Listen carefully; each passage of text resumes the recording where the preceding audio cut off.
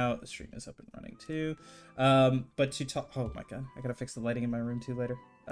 Anyways, so what happened last session? Yeah, you guys were traveling through. You had visited the Tower of Divination.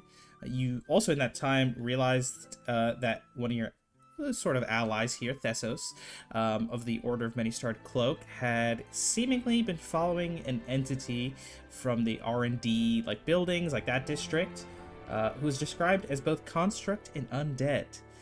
And they had found their way to the ruins of the Tower of Necromancy. But it seems like they got into some sort of clash with somebody while they were there. Meanwhile, you all in Tower of Divination specifically were able to find that the location of the last two power stations that you needed to reset. One was seemingly in beneath like a building that had lights and music, like very out of touch with the rest of the city ruins. And another power station was located in Arboretum, or like the kind of space with all the what you would kind of call the garden before, but you could see in the vision were like twisted massive trees, some sort of like magically enhanced plant life. But the station was also located there underneath this like platform or dais. I believe you did find the code as well. Thanks to Thessos' investigation of the Tower of Necromancy, he was able to share one of the codes, which was believed to belong to that power station in Arboretum. The code, I believe, was... Where did it go? Every flower must grow through dirt, and that's supposed to be spoken in Elven. As for the passcode to the nearby power station, the one in that strange building, the Divination Tower had showed you a library as where you would be able to find your answer. And you made your way to that library, which, despite the ruin and rubble, some of the internal segments were still intact. And a tome that you'd seen in your vision strike was there ahead of you, laid open on a table. But it had been placed there recently by somebody, as you all saw a sort of humanoid figure, seemingly a human man, who was reading over, taking note of some of the details, and you realize that this individual was a spirit possessing a body, and to such an extent that their soul was sort of reforming the body around them, almost returning to the image that they would have had in their original life. At the same time, as you were kind of trying to negotiate, find an answer, a individual appeared from behind you. A brain in a jar attached to a massive plated metal body. And it clicked what Thessos had said. An undead and a construct in one. These two figures, remnants of the ancient city and empire, seemingly look past all of you to each other. Intent on each acquiring the passcode. It seemed like the individual in front of you, who was called Mordon, had already recognized or like retrieved the passcode from the tome, but was unwilling to give it up, while the person behind you, who was referred to as Arlindra, was searching for it. And it did seem like they were about to get into some sort of combat situation, and you all may be getting caught in the crossfire. Okay, and just to double check, the elixir, brain in the jar, was leading Thessos' group, and last we heard they were in a fight. And Yes. then this one shows up alone. Yes, shows up alone. Not too many scratch marks though. Like maybe a few slight ones. Okay, so either led them into a trap or just ditched them then. Yeah. From what we are able to, from context. I got you. Or it's a different one. Unlikely. Hey, with that as the end of our recap, is there any questions before you guys dive right in?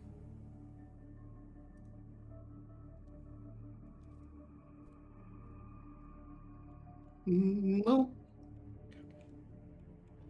Yeah. Then, Good.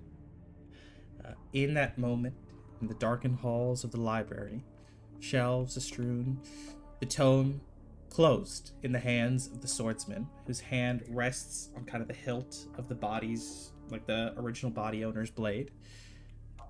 and you can feel a tension rise in the air. Something instinctual kicks in, and Ame, before you even think, your hand is already on your own blade's edge. What are you guys doing? Oh, definitely. If nobody else has anything immediate, I did have something. Go ahead. All right. Yeah. As V learns the state of that ghost overriding that man, the unknown fate of the group that machine over there was leading, Strike, you would feel a violent surge, foreign, overwhelming, bleed into your mind. Emotion, not fear, not pain, fury. Blinding, consuming, absolute. And it would drown everything out in your mind for a second as V would tear out of you. She rips out of you, the cold of her possession leaving all at once, leaving a hollow absence. And then she's above you in the center of this chamber. And for everyone here, the party, V's form, which is usually faint and wavering, would erupt into something brighter, something unstable. Blue fire is coiling around her like it's alive, not soft, not spectral, raging. It licks across her limbs, her torso, her face, flaring and snapping like it's being fed by something deep within her. The air itself seems to distort around her, heat without warmth, light without comfort. And for the party who knows V somewhat, she looks wrong. Not just a ghost, not the calm, sad presence you've come to know, but almost overwritten by something else. When she speaks, it's not in her soft, conversational voice. Instead, it is a force, her innate thaumaturgy surging forth to amplify her voice, causing her words to detonate into space. Enough! She glares at both of the undead on either side. Before either of you takes another step, stop and look at what you've become. You've both already died. You've crossed the one boundary everything living fears. And you came back. Do you understand how rare that is? How much that should have taught you? And this is what you do with it. You reach for each other's throats like nothing was learned, like nothing was lost. It's said this city was wondrous, that its people were enlightened, that they reached heights others could only dream of. And now, look at it. Look at what's left. And look at you, carrying that legacy forward with threats and violence like common thugs. No, you don't get to pretend this is right, that this is necessary. Her head would snap towards the possessed man. You, wearing another man like a coat. I can feel him, buried under you, fading. Do you hear him? Or did you decide he stopped mattering the moment he became inconvenient? Her gaze would snap to the other one. And you, a mind that refused to end so completely, you've locked yourself in steel, preserved every thought, every memory, and still chose this? What became of the people you were guiding? Did you deceive them? Harm them? And here we all are, dragged into this, because neither of you can let go of your pride, your need to be right, your need to win. Oh, but you both got your reasons, don't you? Excuses, justifications, carefully built lies you hide behind so this feels necessary. Stories you tell yourselves so you can sleep, if you even can. Fuck that. You are the same, both of you. Different shapes, same stubbornness. Isn't there enough suffering in this world already? Yet this cycle of violence is perpetuated again and again and again. A Knoll Ouroboros, and you two want to keep fighting, keep causing harm because you can't act civil? How small is that? How wasteful? Like children squabbling over a toy. Dress it up however you want, survival, purpose, necessity, it's the same. You remember, don't you? What it felt like to be alive? To be someone? To matter without taking it from someone else? That part of you is still there. Or you wouldn't be standing here trying to justify this. You're not mindless. You're not gone. You're choosing this. So choose differently. Right now. Stop. You don't have to do this. You don't have to hurt others to fulfill some ancient duty or obligation. Let go of the need for this. Be better than what you've become. Don't make this all you are.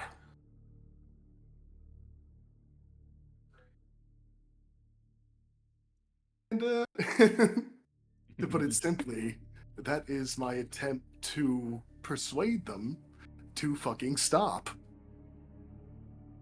Very nice. 20 out of 10, Evan. 20 out of 10.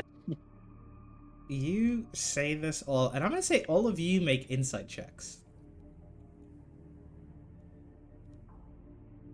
Should I roll persuasion, by the way? No, I'm not gonna make you roll for that. Yet, we will treat that as a higher roll for exactly what you're aiming for. But the question is, were these two ever to be convinced by words, no matter how right or well spoken?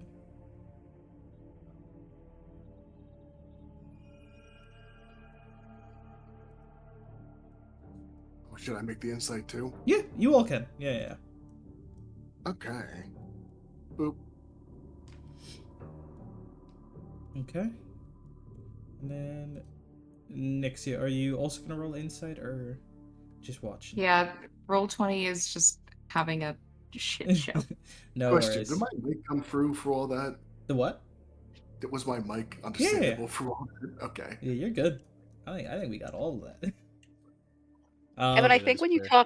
when you talk softly, that's kind of when the problem comes up because I can't pick it up. But other than that, I heard you clearly. It was Yeah. amazing.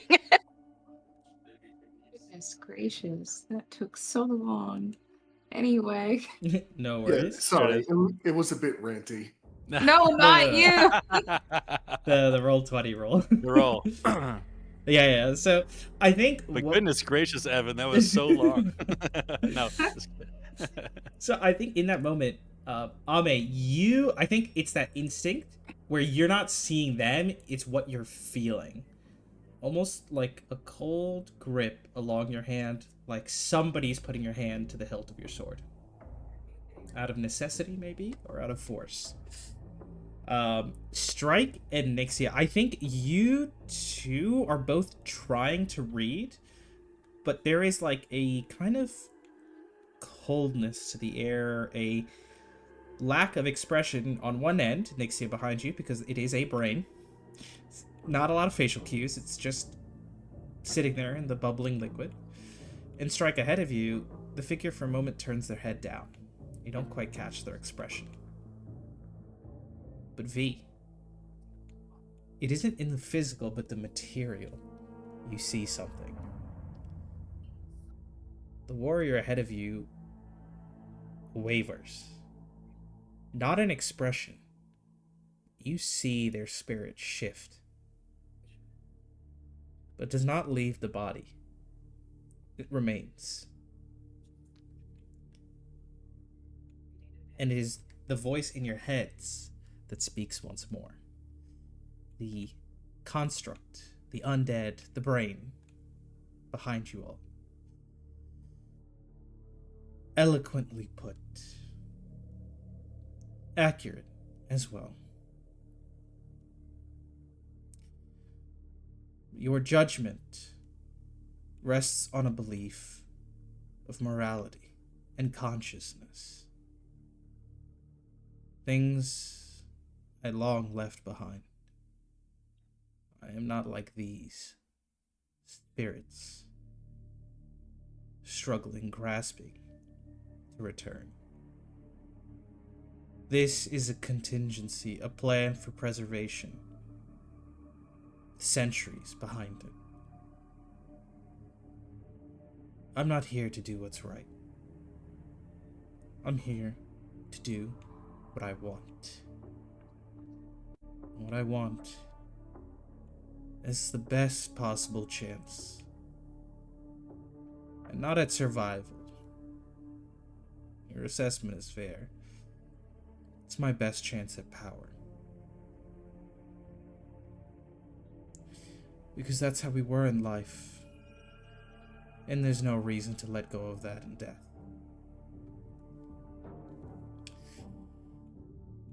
And she begins to step forward. But at the same moment, the figure across looks back up. And V, you see the eyes have steeled. The warrior is at the ready. But the sword is not drawn to you. As it begins to escape the sheath, it is pointed beyond you at the construct. Well spoken words. Who am I to hold the mantle? All to myself. Do what you must, and I can only hope you make it to whatever you seek, whatever hope you pursue. And for me, I suppose it is time to be honest. I'm only after revenge. City, the stations, you have at it. And you see as he draws the blade with one hand, he puts the tome down with the other and leaps over the edge of the table. And I will ask that we all roll initiative. Okay, so he dropped the book. That's good. A lot of key callouts that V makes that seemingly resonates with this warrior. Maybe his beliefs, his purposes, what he once stood for. But unfortunately, the person who put their brain in a jar before the city fell is not quite as convinced. Oh my god. It's an 11 for me. Oh gosh, guys, come on. 2 11s and a 12. If it makes you guys feel better, I'm not rolling too good either. Not too hot. Okay. And then, Ami, you said 11, right? 11. Okay. That's not bad. 20's not bad at all. Yeah. You see, it does unfortunately look like the fight is still gonna happen, but the context has shifted.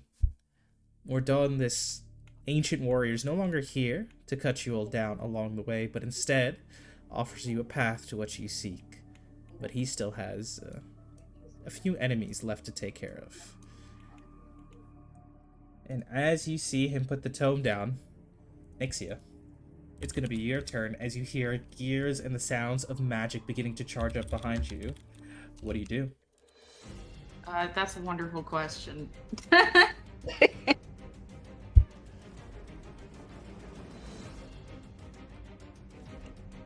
A wonderful question that I am not sure I know the answer to. Hold on.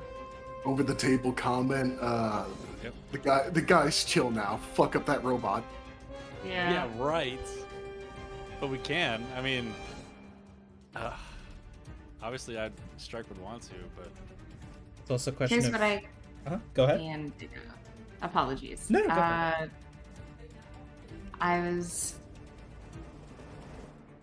I'm going to... What the fuck? I'm going to reselect my thingy.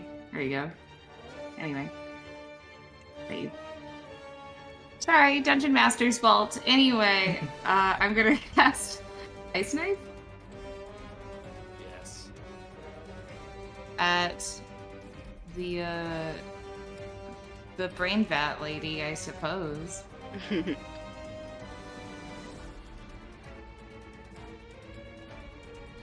Because I can do that now. Anyway, yeah.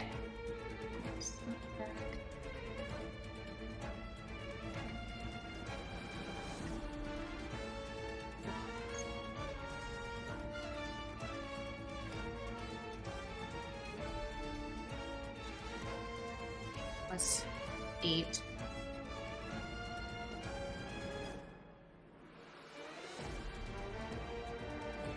A 24 to hit. 24 does hit. Cool. Arlindria does sound worse than this other one. The other one at least is like somewhat agreeing with us. Morden. I mean, that guy wants revenge, and all the other undead in this place suck. So, I mean, last session Wow. he didn't really want to fight us. He just said you can't have the book. But here we go. yeah, no, definitely, depending on how this fight goes, continue talking with that guy and try and work something out. Yeah. I mean, hey, above the table is V. You've already kind of shared with us that you kind of want to help this other guy, the husk, not the husk, the body, right? Whoever's- Yeah, to give you my over-the-table thoughts of, I want to convince him that we'll help him get revenge, but he doesn't need to destroy that man's life to do so. Like, we can help him accomplish it. That's All right. the thoughts. Yeah, if that's your aim, then I'm with it. Okay. And then Nixia, is that D10 the damage? No, not with the added potent spell casting. It's 9 piercing damage, and I need a dex save. 9 piercing damage, dex save.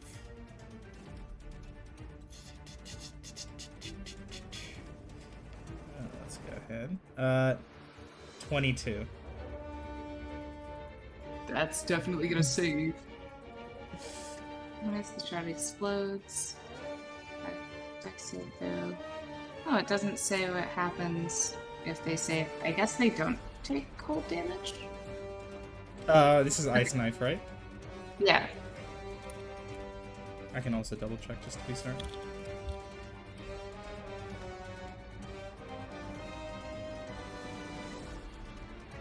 Yeah, it says or take. So, okay, it's just the 9 piercing damage. Okay. So you see it like the jagged piece of ice slams in, but as it begins to crumble, the kind of gauntlet of steel just raises and throws the rest of the shard behind her. It kind of splinters off into some of the library shelves and wood. 9 points of damage. We'll cut through 10 hit points. And do some damage. And as it hits, you see something activate. And there is a rune on the suit that begins to seemingly power something up. So, there's something going on. But yeah, anything else Sorry, for your turn? What caused the power up? Taking Right. damage. Okay. And something started to begin to trigger. Charging up their hyper beam, oh no. You guys are kind of lined up. That's a good Stop. point. I'm gonna use my bonus action to cast Divine Blizzard and obscure myself as I decide to run over here. Does the blizzard only work on you, or is it like an area of effect? It's my like little winter cleric thingy-majiggy. uh, Level, you learn how to surround yourself in a momentary blizzard. As a bonus action, you swirl with icy wind and freezing magic until the end of your next turn. The Yeah, area sounds good. within 10 feet of you is lightly obscured by snow and ice mist.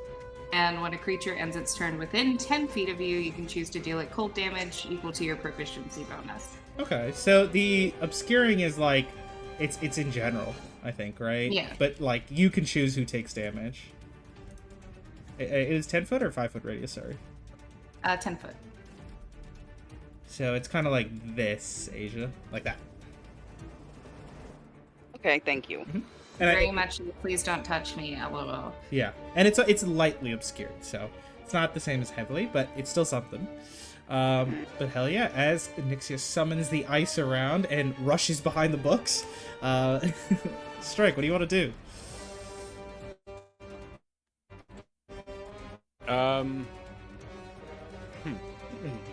So, operating under the assumption that this warrior isn't here for us, I think Strike's going to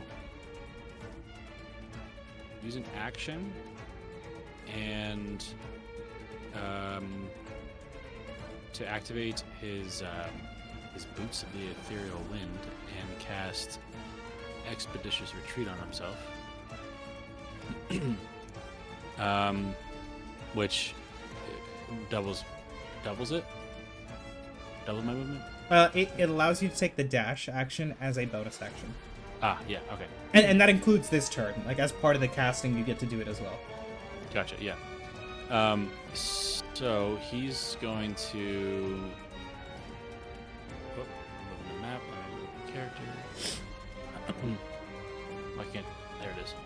So he's going to move up here. Grab the book. And move this way. Oh my god! Like around... Is this an actual bookshelf? Like the table? Oh, you can't see my sorry. Yeah. This. Yeah, that's like That seems full. to be, Yeah, that's like full height. Walls. Yeah, like you can think of like Okay, so this it'd like be- metal, or sorry, this stone to be like about 10 feet tall. Okay, so if I was to... Trying to catch up. Okay, roll 20 is a little slow. Alright. He's going to run this way. Try to get a little bit of cover. And start looking at the pages. Trying to recognize the page that he saw from the scrying. And try to identify what that passcode is. Give me an investigation check.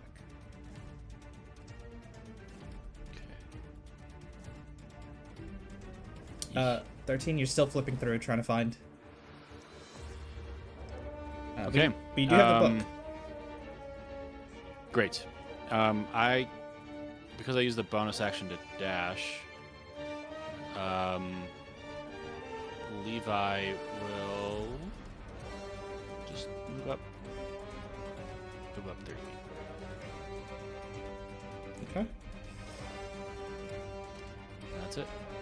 Okay. With that, Ame, it is your turn.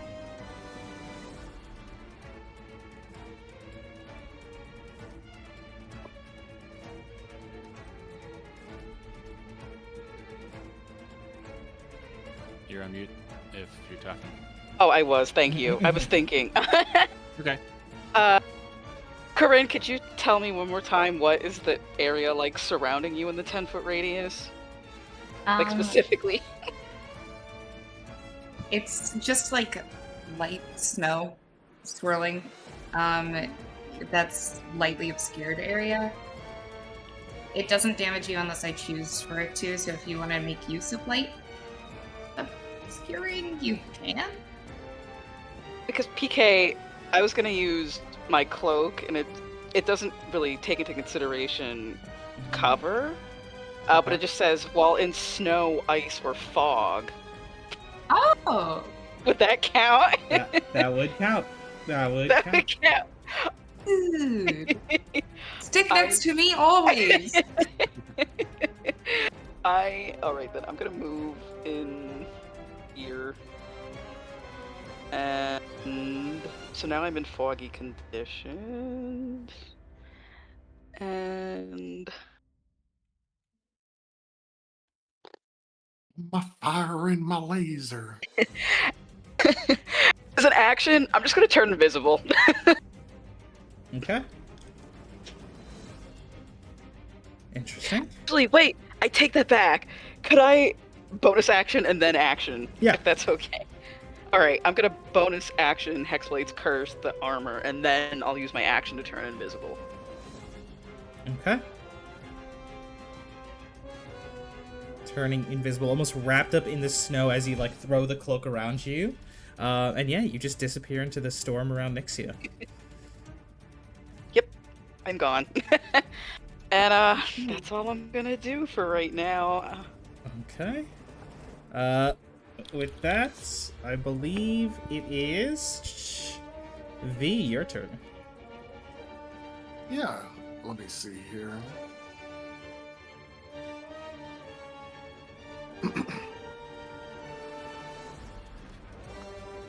Yeah, still with thaumaturgy amplifying their voice, we will direct her words towards the brain of the machine.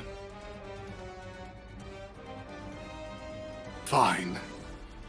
You want to act like a power-hungry monster? Then she shifts into her wolf form. As she finishes saying, then you'll be put down like one. And let's see. I'm going to hold my position for now and hold my action to attack if they get within range. Because they had to get closer because I don't want to waste a dash getting over there. And that's my go. Okay.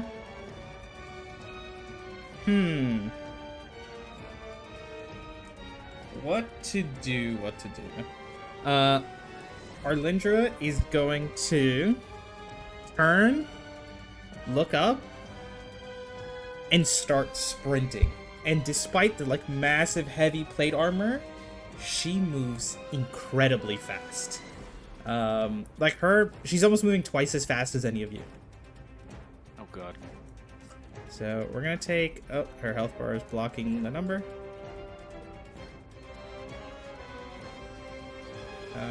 We're gonna do 30 feet movement here, just so I can keep track. And we have how much more movement? We got. So we're gonna get 40 feet of movement here. And Attack. she's going to slam that piece that was starting to light up on her armor, use her object interaction, and as she does so, there's like a little rune that spins, a piece that like kind of pops out, and she puts down this like almost little like, it's like arcane like crystal, very finely carved into this like ornate little almost like spiral, tosses it down, and you watch for a moment. It kind of like sits there and then begins to almost like rumble, and then erupts with a pure pitch black void. And that will extend. Nixie, unfortunately, I will be taking away that circle. Question. Are they within 5 feet of me? Or... Yeah. Oh. Yeah, sure. Oh, then that would trigger the held action. Yes. So yeah, trying to fucking bite them as they do this. For 1D. And Levi would have an opportunity attack as well. Okay. I will say what you see in front of you is... Oh, wait. No, it's coming from her. Is... Gonna maybe have to make you guys roll at disadvantage. Can any of you see through magical darkness? Can.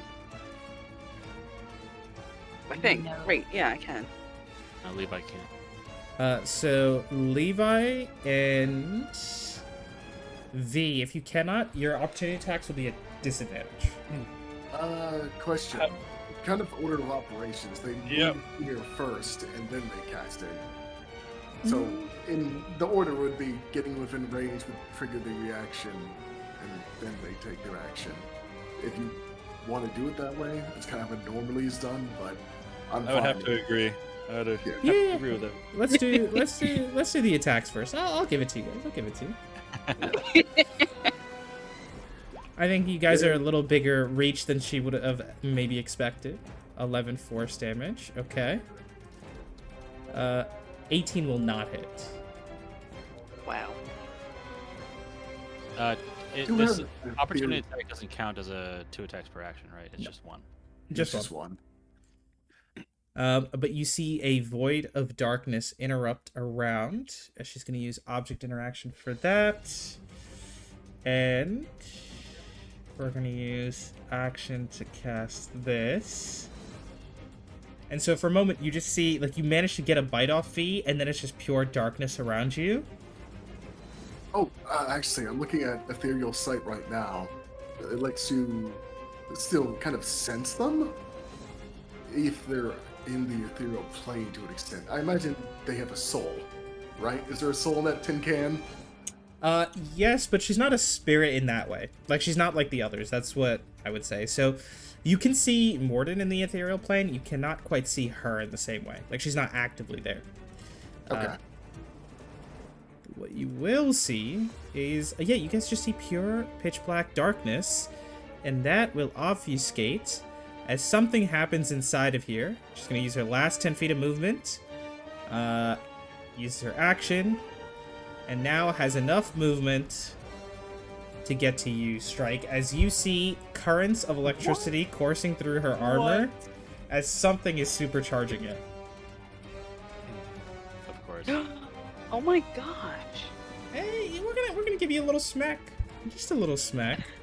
This is a giant fake out. I thought they were charging me for talking shit. Immediately passed. And the darkness, because it's that like half sphere and there's all these bookshelves, to the rest of you down here, you just saw darkness activate. Strike, you and the swordsman are the ones that see the actual like construct running out and sprinting towards you, and she's gonna use her. She gets a action, an extra action, and her bonus action still remaining. She's hasting. Let's go ahead and Strike, you're wearing no, we're just gonna stab you. We'll just stab you twice. Great. Okay. Hidden blade attack 1, 2. We're gonna put a little sauce on this one. Does a 22 hit? It doesn't because he's gonna cast shield. Okay. You cast shield as the blade slams in. You're not quite able to, it doesn't quite pierce through. And as you cast shield, she's gonna reach forward and she's gonna make an athletics check to try and grab the book. And you can make acrobatics or athletics. You don't have to. Give athletics back. It's literally like a jock wrestling the book out of a nerd's hands. Levi is literally built for this. That's why he has constructs. He's not strong. Yeah, he'll be doing acrobatics. Okay. I can't use cantrips in this scenario, right? That doesn't make sense. Not unless, yeah, there's some sort of reaction for it. Do you have a reaction? But this is not an attack, right? No. I mean, technically the reaction was shield. Oh, yes, you're right. You're Alright, so I essentially, can- yeah, this is a grapple check. Okay. Athletics or acrobatics. Acrobatics. Could be worse, but considering this thing. Uh, Yeah. it's a 31 on the athletic side of things. You've got to be fucking kidding. It's really high. The dice was really high. What's with enemies ripping stuff out of Strike's hands? This is I know, not- it's always just like snatched. But yeah, you see, I think you recognize Strike out of all people here, because it's not like a spirit situation. It is a construct. And you can see whoever this person was, you know that their strength was always their engineering and their mind. But that strength of the mind has translated into the form and function of the body they've built for themselves. And you see the arm just reaches out, and this armor of strength is going to rip it out of your hand. Whoa. That is bonus action. I've still got some movement because I'm hasted. The exit is back out this way, so she is going to turn and run back into the darkness. Yeah. Question. Mhm. Does a held action fucking eat up your reaction? It does, right? Correct. Okay, just double checking. I think. Let me just double check. She had 50 feet up until here. Oh, nope. I messed up the darkness. Okay. I'll just have to measure. Yeah. Yeah, hasted doubles your speed. Okay, so let me put her a little bit further back. And I actually think that you were at the edge of this. There we go. I think that's closer. But yeah, she's back in the darkness. And Nixie, it's going to be you right after the swordsman.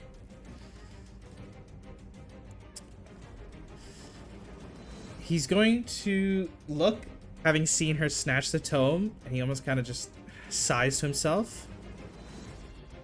You had the right idea, but I suppose I should step in. Hope your friends do not get harmed in the crossfire. He's gonna reach, grab his blade's edge, and step forward. He's going to... Seeing the construct all electrified, you see him...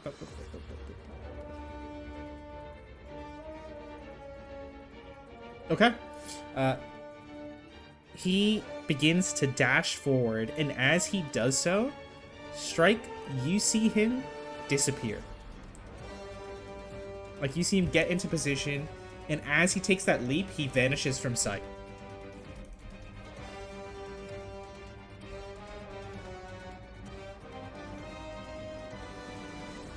And I'm gonna go ahead and roll something on his end. Oh my, Shinderu. 1, 2, We're fucked. 3.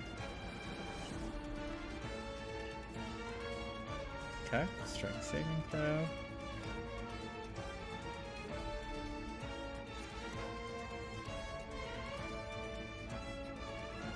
Okay. She succeeds on that strength saving throw. Let's see the con saving throw. Succeeds. So he does not use any of those effects successfully, but he is able to hit her twice.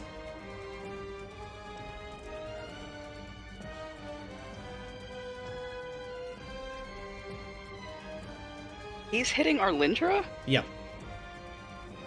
He's trying to stop her from escaping because he doesn't want her to have it for sure.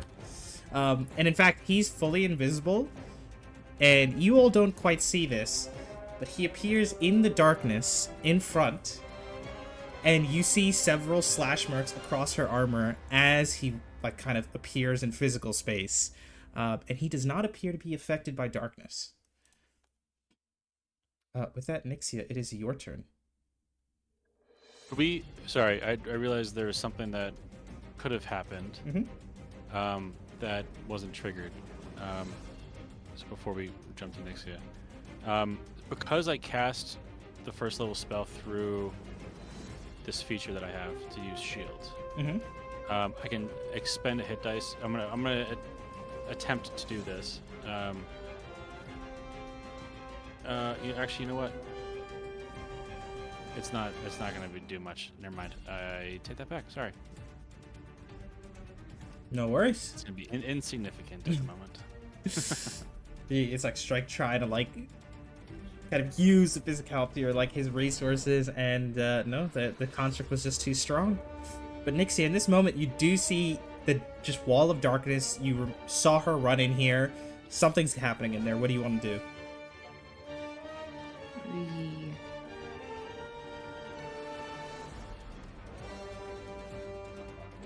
I don't know, because I can't see in there.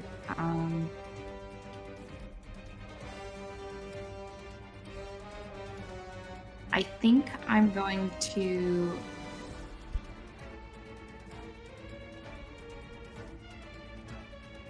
I think I'm going to hold my turn for if the darkness drops. Okay. Because I don't want to waste any spell slots that could be necessary for healing. Okay. Good call. So you're waiting. So is it if darkness drops or if she becomes visible, right? Yes. Okay. Hell yeah. And what action are you holding on to? I'll hold on to something simple. We'll say Ray of Frost. Okay. Just to kind of slow her down, stop her from running. Hell yeah. Yeah. With that strike, it is your turn.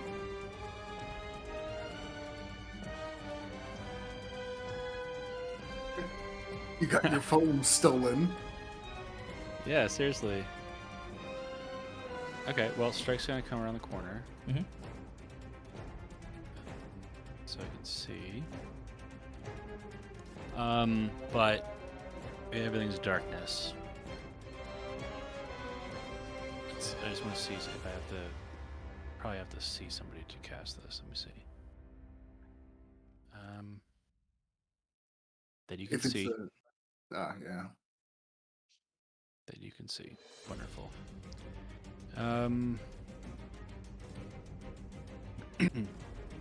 So he did run away. He probably assumes that there's he knows that Levi's likely in there. He knows that there's probably a bunch of people in there.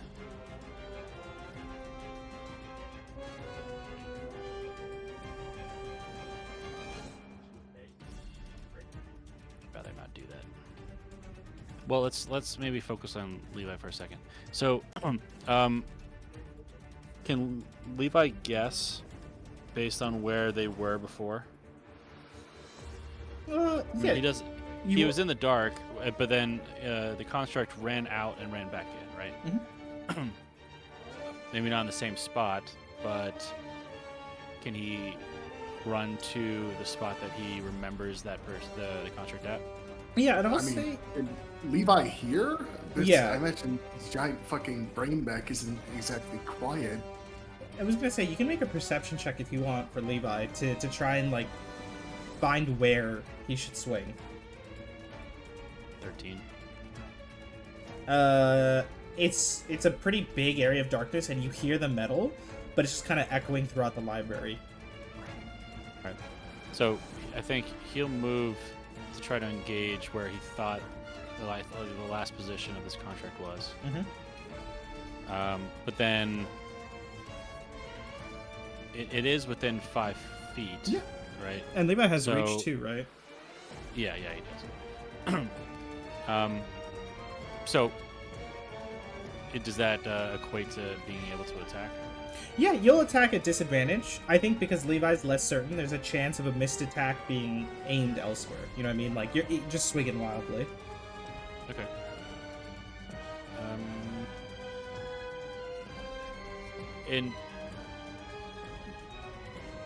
Okay. Well, so instead of that, so he is going to attack, but he's going to swap out one of his attacks for a grapple. Okay. Is that still a disadvantage? Nope. It's straight roll. He did roll a 13 on the perception check.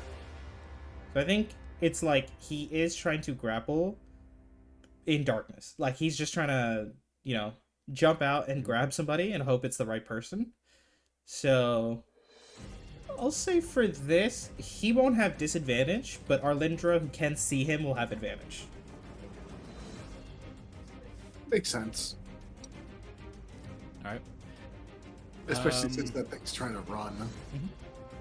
I want to double check what he has. Use your gripper grabbers. Yeah. Only because I'm trying to see where this was. And then Ami, Anyway, you're gonna it's- be up next. It's a strength check, right? For Athletics. But yeah. strength. Okay, well, so we'll roll this straight first. Yeesh, that's the 10, but I believe he gets a couple extra added on. I don't think that's going to matter much. It's a 28 on her part. Yeah, there's no fucking way. So you just hear a clang of like metal against metal as Levi blindly swings out, does manage to grab, and tries to pull, and you see instead it's Arlindra who was like pulls him closer to like throw him back by the chest. Okay. Yeah. So I think I think the wording is I can use one of the attacks to do a grapple. So he's gonna attack on the second one. Okay. Go ahead and make attack roll. Oh my goodness, that's a 18, which didn't hit last time. No, won't hit. And we'll say yeah. Like Oh. it- Hold on. No, that's a 12. It's the 6 is added. Wow. Okay. Okay. Good call. But yeah, 12 just clangs against the armor. Okay.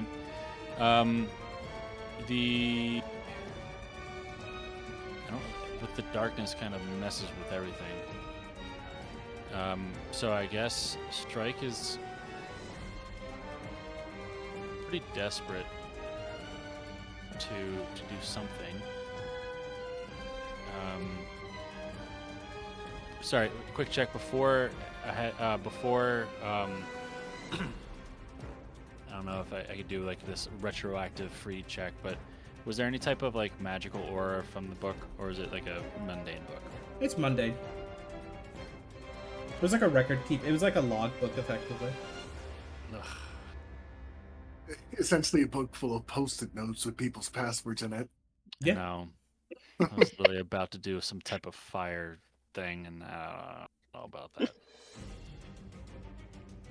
You should just do it. Yeah. Do it, bro. Hey, maybe no one gets the password, and you guys get to try and figure out another way in.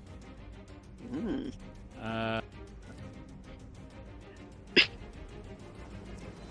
All right. Yeah, Strike's gonna fire a fireball right into the darkness. Yes, do it. Let me. I have to pull it up. Does anyone know what the dice are? 8d6. Jeez, okay. I can't believe you're trying to team kill me. Yeah. Oh, Well, he's gonna go towards the. Oh no.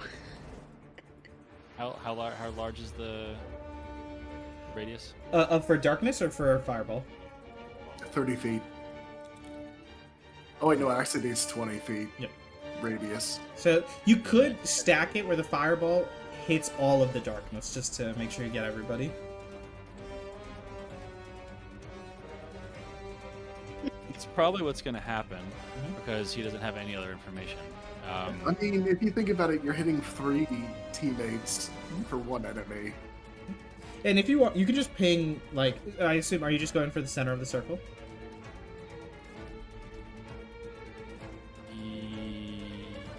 I'm trying to find if there's any logic to adjust it away from that.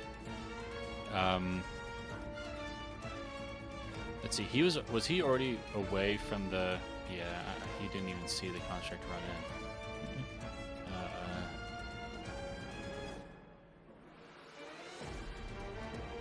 No, I think he's not that crazy. Although, this is the second time a very important item was stolen from him. So maybe he just goes wild, you know what I'm saying? It's just one fireball. Sweet. What would Kairos do? Yeah, alright, 86. Okay. 8d6, hell yeah. Like I said, it's a 20-foot radius, so we'll start it from the same center point. Can he see through the darkness? Strike cannot, right? I don't think you have match. Do you have the ability to see through magical darkness? No. But he did before the darkness. He did see that his Allies are there? teammates were Yeah. to the side. We can. I think it's fair for you to be like this. You know what I mean? Like aiming just past them. Yep. Okay. Just curious if I could snag 2 of you. You know, 2 more folks in the fireball. Fair is fair. With that, V, can you go ahead and give me a dexterity saving throw? Strike, can you give me one for Levi? And then I will go ahead and roll for our 2 other buddies here.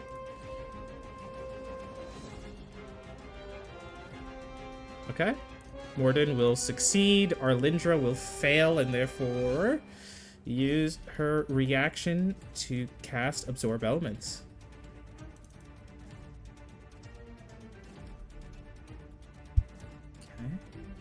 So that is going to be 15 points of damage to Arlindra, 15 points of damage to Morden. V, that's I think full 31 points of fire damage to you. Yeah, oof. 31 points of fire damage to Levi. Yep. And Ame and Nixia, you just see an eruption of flames that, like, for a moment starts to, like, intersect with your snowstorm, Nixia, but does not reach you.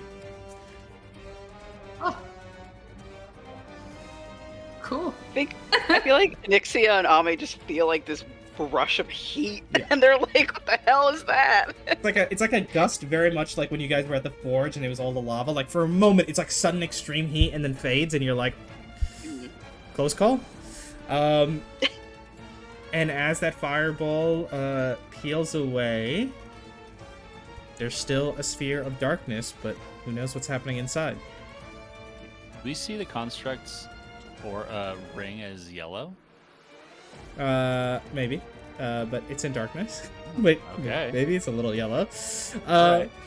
Ame, what do you want to do about the darkness? Corinne, do you still have your blizzard up? I don't actually know if it was dispelled or not. I think I heard that it was. I think I heard it. You used it last turn, right? Next year, no. No, you used it 2 turns ago because you were going to hold your action. So it only lasts until the end of your next turn, so it would be gone by now. Oh, okay. Yeah. So Ame's not invisible anymore, but he is going to step into the darkness because he can see magical darkness. Okay. And I think too, actually, when you are able to see in magical darkness, can you like see through it? Yeah. Yeah. Or just in it? No, you can. Okay. Because you have You normal activate vision it. beyond that. Yeah. Okay, so I think he's gonna. If I can, could I say something to Morden? Yeah. So I just take a couple steps into the darkness, and I think Ame, seeing him attack this construct is going to be like, we can help each other for knowledge, right? We'll help you, and in turn, we can figure out what to do with what we learn afterwards. Yes. He's gonna try to persuade him. I suppose so. Your goals seem more and more in line with the vengeance I seek. And as he says that, he's actually going to use the reaction from the fireball. He's going to use Mage Slayer because Arlindra cast Absorb Elements, and so he's going to turn and slash at her back. Or I guess at her front. Nice. Oh, wrong button. There we go. Unfortunately, she is too fucking hard to hit. And so he's not going to hit her with a 19. But yes, it seems to be on your side for now, Ame. Okay, good. Alright, I'm gonna run in, and maybe you can kind of explain this to me, because I'm not quite sure how this works, but I want to use Wrathful Smite on it. Oh, on Arlindra. Beyond Arlindra. Okay. So... Pretty much you prime it with a bonus action, and your next attack pretty much makes the effect happen. Yep. Say it again, Evan? You prime it with a bonus action, like pretty much cocking a gun, and then when you attack, it pops and it's Yep. Okay, I'll do that then. I guess we'll just Okay. hang out between Strike and... Levi and V. And- Alright, so I'll do that then. I'm And gonna use Wrathful Smite. you step into the darkness, and there's a glimmer that none of your allies can see. And even Morden, actually, the way his sight works, it's more like he has perfect sense, but maybe not vision in the same way. Ame, you feel like something covering at least the top half of your face. Covering the top half of... Oh. Like the top half of... Maybe it feels like a mask for a second. Something hovers there. And your eyes, unseen in the darkness, take a almost second vision. A vertical slit of pupils that rest in front of your true eyes. But you can see perfectly fine as you step forward, and you feel the blade begin to charge with the Wrathful Smite. Go ahead and make your attack rolls. Wish me luck. Alright. So for number 1... Oh god, it's a nat 1. I missed that one. Okay. But I do get another. Yep. We'll see. Knock on wood. Yeah, no. 16. 16? Well, the good news is your thing lasts a minute, so think of it as still coating your sword, your spell, that is. Yep. So the Wrathful Smite's still there, but you see Arlindra with her own, like, blade that extends out of her arm, parries, like, dodges the first one, parries the second, but in your eyes, Ame, her armor has a bunch of, like, scorch marks, places where it's been cut, and though there is no face, there is a slight desperation to the movements. With that, is there anything else for Ame? No. Okay. V, it is your turn before we return back to Arlindra, who is trying to escape. Yeah. I would definitely say, when the fireball happened, V recoiled heavily, and after that kind of split second of feeling the fire, to remind you all, V fucking burned to death in life. Yeah, So having this magical fire coat her, pretty much all of you would hear from within this darkness a mixture between a scream and a howl of just pure anger and agony. As V goes into a fucking frenzy and attacks what they think is that fucking brain in the jar wildly. Okay. Go ahead and make the attack roll at disadvantage. Alright, first 2 attacks. Second one will hit. The first one, I'm just gonna roll something on my end. Oh yeah, keep in mind, like, V's fucking just in a frenzy from that. Yeah. Bug nuts. They're both gonna hit. Alright. Both gonna hit. So that is 10 points of force damage to Ame, 16 points of force damage to Arlindra. And the spectral flame is also leaping out. And I will say, as you strike Arlindra with your, like, main form, can you go ahead and give me a strength saving throw, V? Oh, I'm terrible at those. Okay. Repulsor shield is going to go off, and you are going to be knocked back 15 feet in a straight line. But your spiritual flame still goes off. You are knocked back, but the flame still goes to hit. So make that attack. Oh, you made it with disadvantage. 17 will miss. Let me go roll something on my end. Okay. Go ahead and roll for damage with spiritual weapon. Spiritual weapon, boop. 13. 13. Ame, you just see a blur of blue flame slam into your right side. So... She stepped away. Oh, okay. Asia stepped away. No worries. We'll let Asia know in a moment. That is 23 points of force damage overall. And Arlindra's also taken some hits, though. Anything else for V? Suppose after getting knocked out, they would just charge right back in to what fucking whacked them out. Okay. And that's my go. Okay. Arlindra is surrounded. So she is going to slam her feet down and use her bonus action to... Actually, before I do that, can I hit people? Yeah, I can. Why not? Just gonna try and knock Morden away.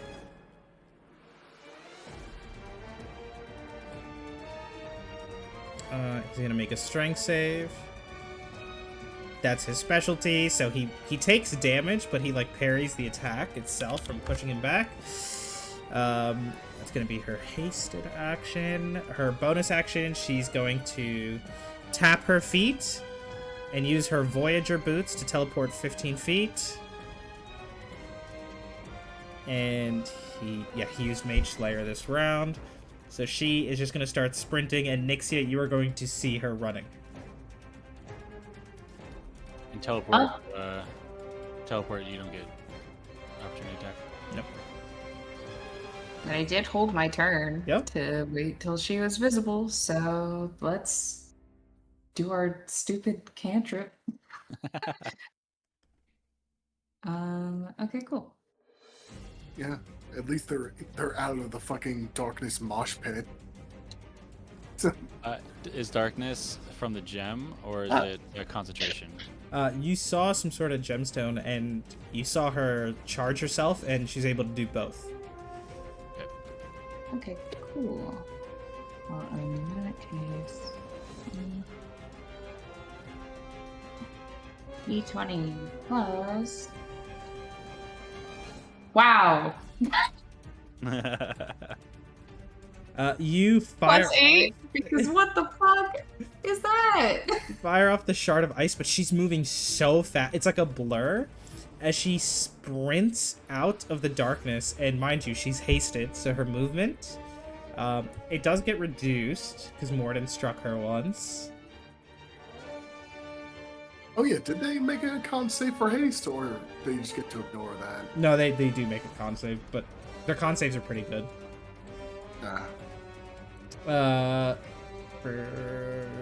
Yeah, because I think Fireball, they use Absorb Elements, so DC is still 10 for them to succeed. And this scenario, she is going to, yeah, even with Morden cutting her, Ray of Frost misses, so her speed is only reduced to 100 feet per round. So you just see the construct heavily damaged, holding onto the book, trying, using Absorb Elements. But you do see some singe marks, Nixia, as she runs past on the tome. As she will use her full action and movement to dash 200 feet out of the library and out into the ruins of the city. Oh no!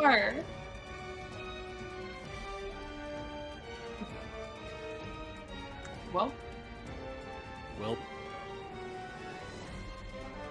But I will say, you have a very high passive perception, Nixia, so you do notice that detail, and it stands out in your mind.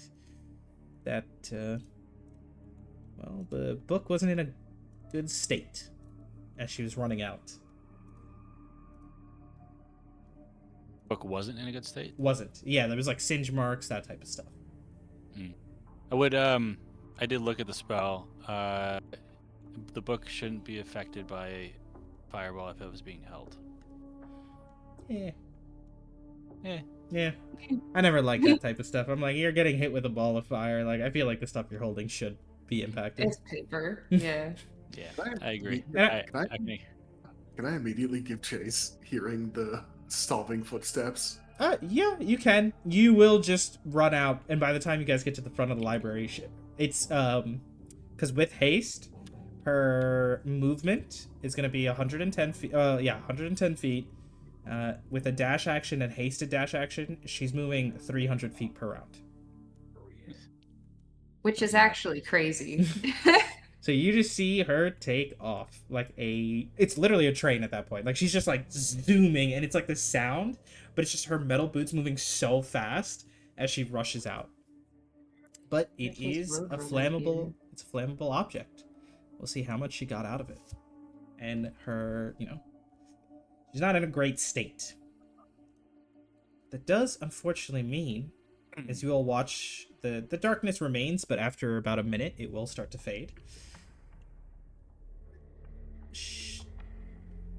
questioning if anyone walks away from this situation with the password that they were seeking. Except, of course, there was somebody reading the book before you all got here. He's in the room with you. Yeah, I suppose narratively, after V would give chase, but completely hopeless of actually catching them, V would just kind of just have a mini frustrated wolf tantrum for like 20 seconds before calming down. And maybe during that time, and the darkness has already dissipated, Strike will see who's actually in the darkness, and run up and start apologizing profusely. But I'm so sorry. You have to understand that like this is a very important thing, and maybe I didn't think too clearly, but really wanted to stop that construct. But so V, we have talked about some of your experiences. I am incredibly sorry.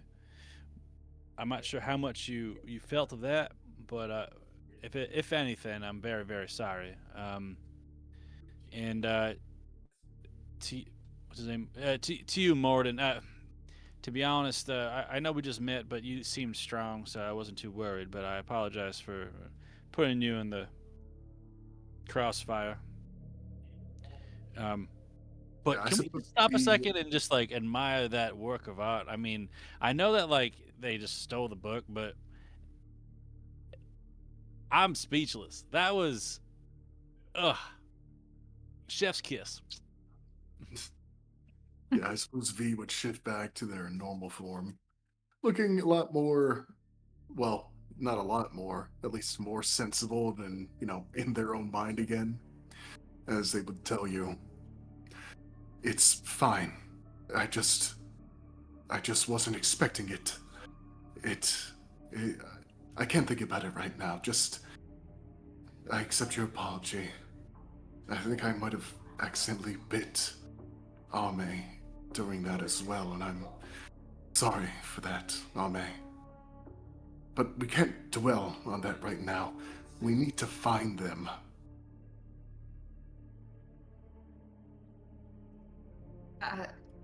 I.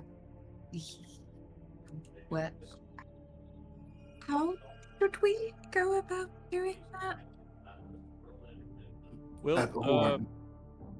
the orb, yeah, sure. But before that, and V will go ahead and look at Mordon here, look him dead in the eye, and say, who is it that you seek revenge on?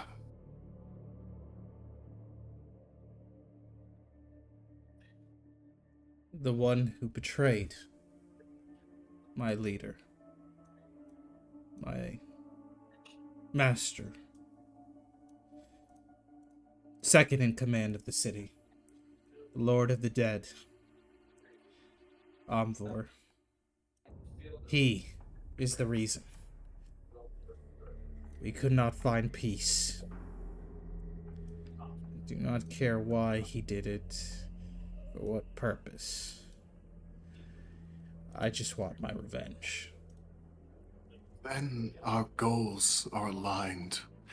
This Amvor, he's taken possession of one of ours, our friend, and has taken him. We are going to free our friend and deal with that green-eyed bastard. I assume we can help each other. That we can. You said he can't be here. At least not yet. If he was, well, I doubt any of this would even be possible. I'm just hoping to stop him from accomplishing whatever he seeks. From what I can tell, it seems the undead are growing power is being bottled up. Did he say anything when you all saw him? Anything about what his plans might be? My memory is shit. DM, can you remind us? Pretty sure there was something about all these, thank you for bringing all these souls to me or something. Yeah, he said something like that, and he also kind of seemed to know that what you all in specific were after. Like, he said, you're never gonna reach it. Right. The artifact. So at least so far, and even with how the undead are activating, maybe he's trying to keep you all out. And for now, it does look like a pressure valve is building. Yeah, V would relay that to Mordon here. He seemed pleased with the expedition move and the living down here. He seemed keen on keeping what we seek out of our hands. We don't know exactly, but it can't be good. What you seek? What have you come here seeking? DM, can you remind me the name? I'm sorry. No, you guys are good. I mean, I think for some of you, like, Strike, it's a lot more familiar, at least in terms of goals. It's the obelisk. The artifact that several of which were supposedly made in Nethril, but it's believed that Yithrin has one, and from some of the records you guys found, it's called the Crux Eternum.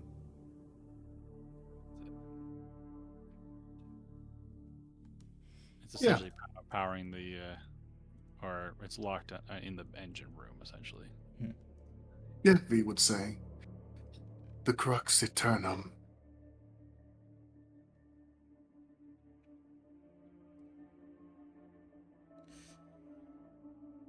You see for a moment Mordon's body tenses up and then relaxes. You spoke your words. These are lessons and choices that only the current living can make.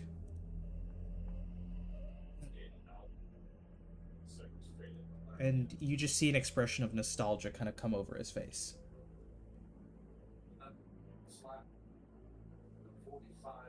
Well, kind of like goes back to a calm, kind of cold expression. If it's the artifact you seek away into the engine room, then your path makes sense. Seeking the codes, the passwords to the power stations. I assume you've discovered their locations? We have. As for what was written in the tome, I do have it with me. Would any of you be capable of speaking Draconic?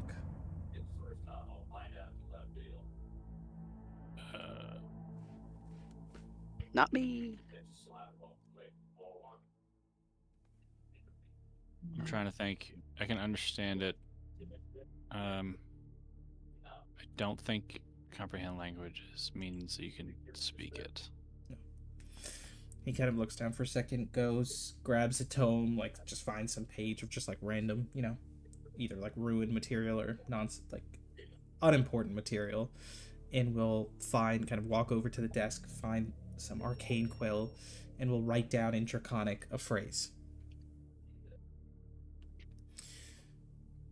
I am unfortunately in a situation where I'm not familiar with Draconic quite to the extent that I can read this, but I was able to memorize it in case it was needed. And so, can any of you read Draconic? That'd be yes. Okay. So I assume is Strike like ritual casting comprehend languages? Yep. Okay. So Since we have the time, we might as well. Yep.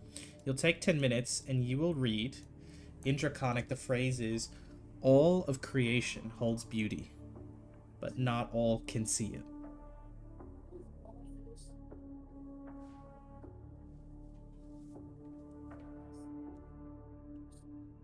Mission has. And I'll also copy paste it. Mm-hmm.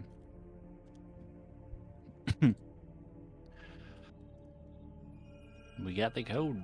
All right.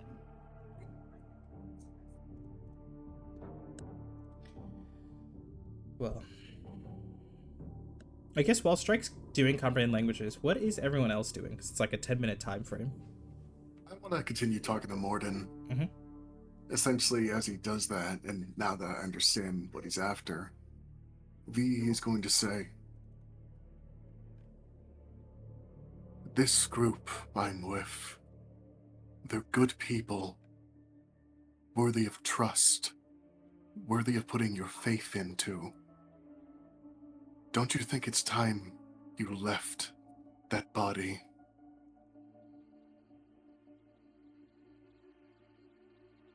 You don't need it. We can help you. You don't need to erase that man entirely to get what you want.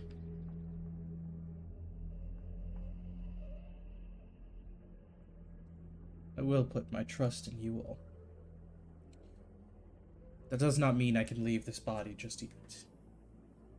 Well, if I am to be of service, and to succeed in my vengeance, this vessel will still serve its purpose. But I will hold back. I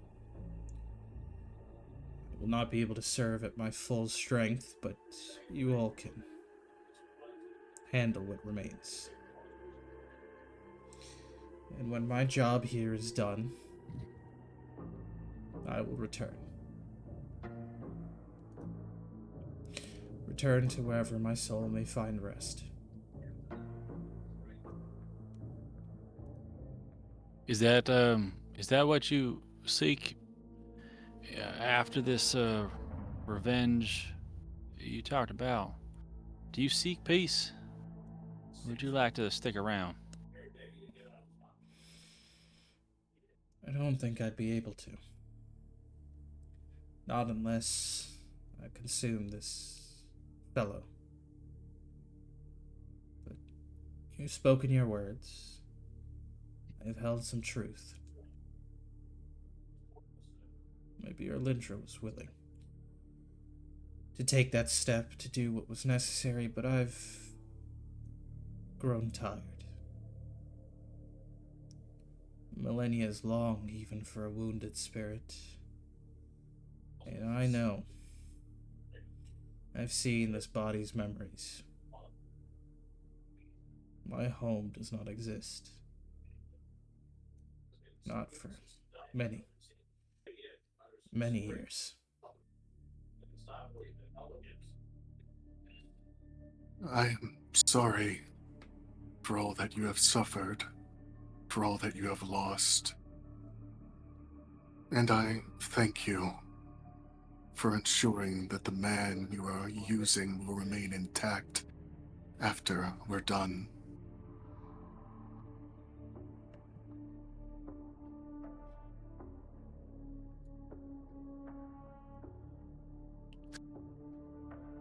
Kind of just looks over.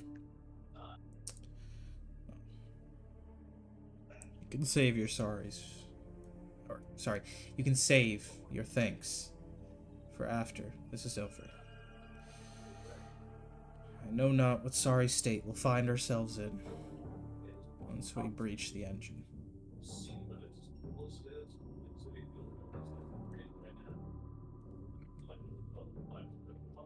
Yeah, just to clarify, he's pretty much said he's going to be weaker because he's holding back, because he's not overriding that guy anymore. Yeah. Okay, good. That's what I wanted. Yeah, it's like his current state is where he's stopping himself. Where he's in control, it's like, it still looks like him, but the end goal originally was fully consume the body, return, and he would have accumulated levels back to his original, like, status. But yeah, he's stopping and not completely erasing this guy now, which is good.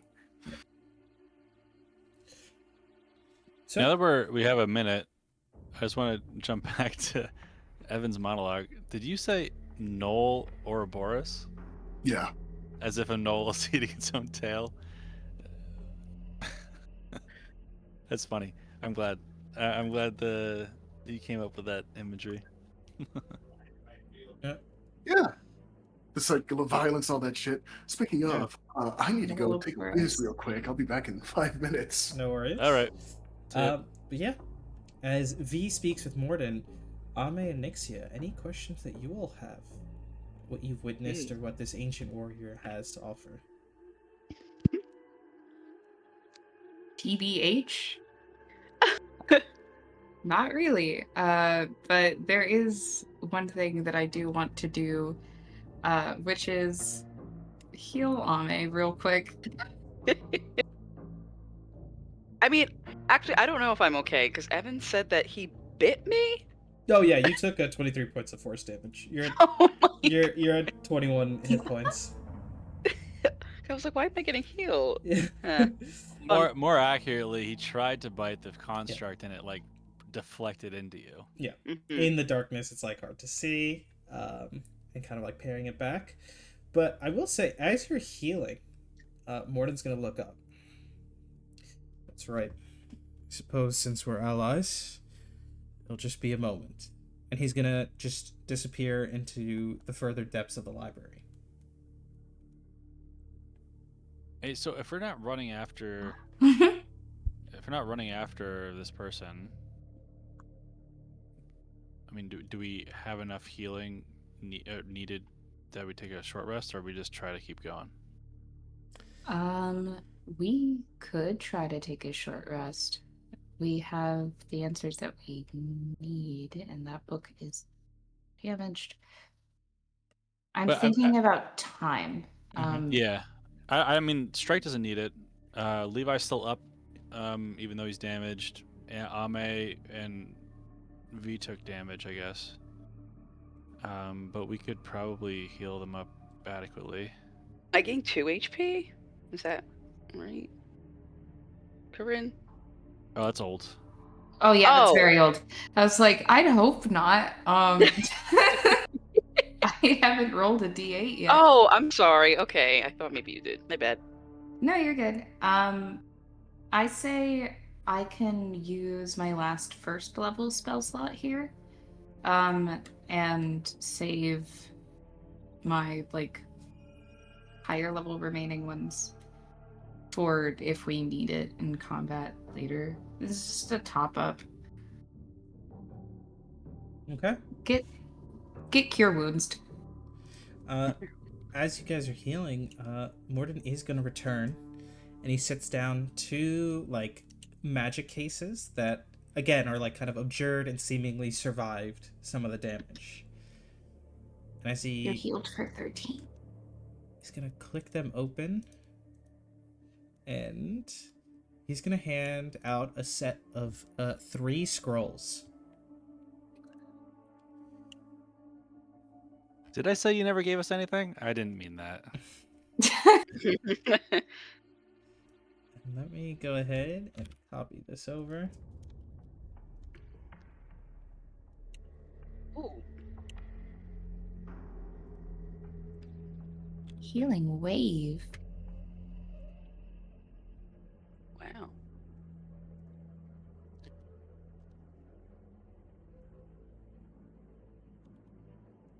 So, Interesting. oh my gosh. Yeah, okay. I mean, that's obviously going to Kairos. But so, I was just looking this up, but scrolls can't be learned by anyone other than a wizard, right? I like to play it a little different at times, but it depends. There is the spell learning rules. Wizards are the one who can most easily access spell scrolls and immediately learn from them. Everyone else can just kind of has to use the spell training system instead. Back. There's Welcome back. there's also the I'm not sure if actually it's related to one of the messages I sent you. Nice. Okay, yeah, we'll take teleportation circle. But we could somehow integrate a spell scroll into an item without learning it. That was kind of the question of my message Oh, before. How? Uh, I would probably say maybe like cantrip for first level. It would be cool. I think most of the time though, I'm gonna say like somebody has to intrinsically learn the spell, and then be a part of the item like help you out by like giving you reference to the spell during the item crafting. So like Okay. somebody like Kairos could learn gravity repulsion and then work with you to create an item that also has that spell. Okay.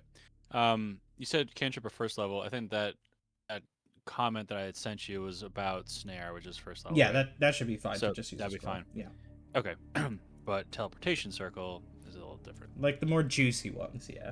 I think it's also the way I see it is like because first level, like the items with a first level spell can be made much faster, so the scroll lasts long enough, but starts to pretty quickly scale up. And this will Makes also sense. introduce something else, which is uh, there's like learning from spell scrolls like the wizard does, but there is a spell here, Nixia, that you see is divine in nature,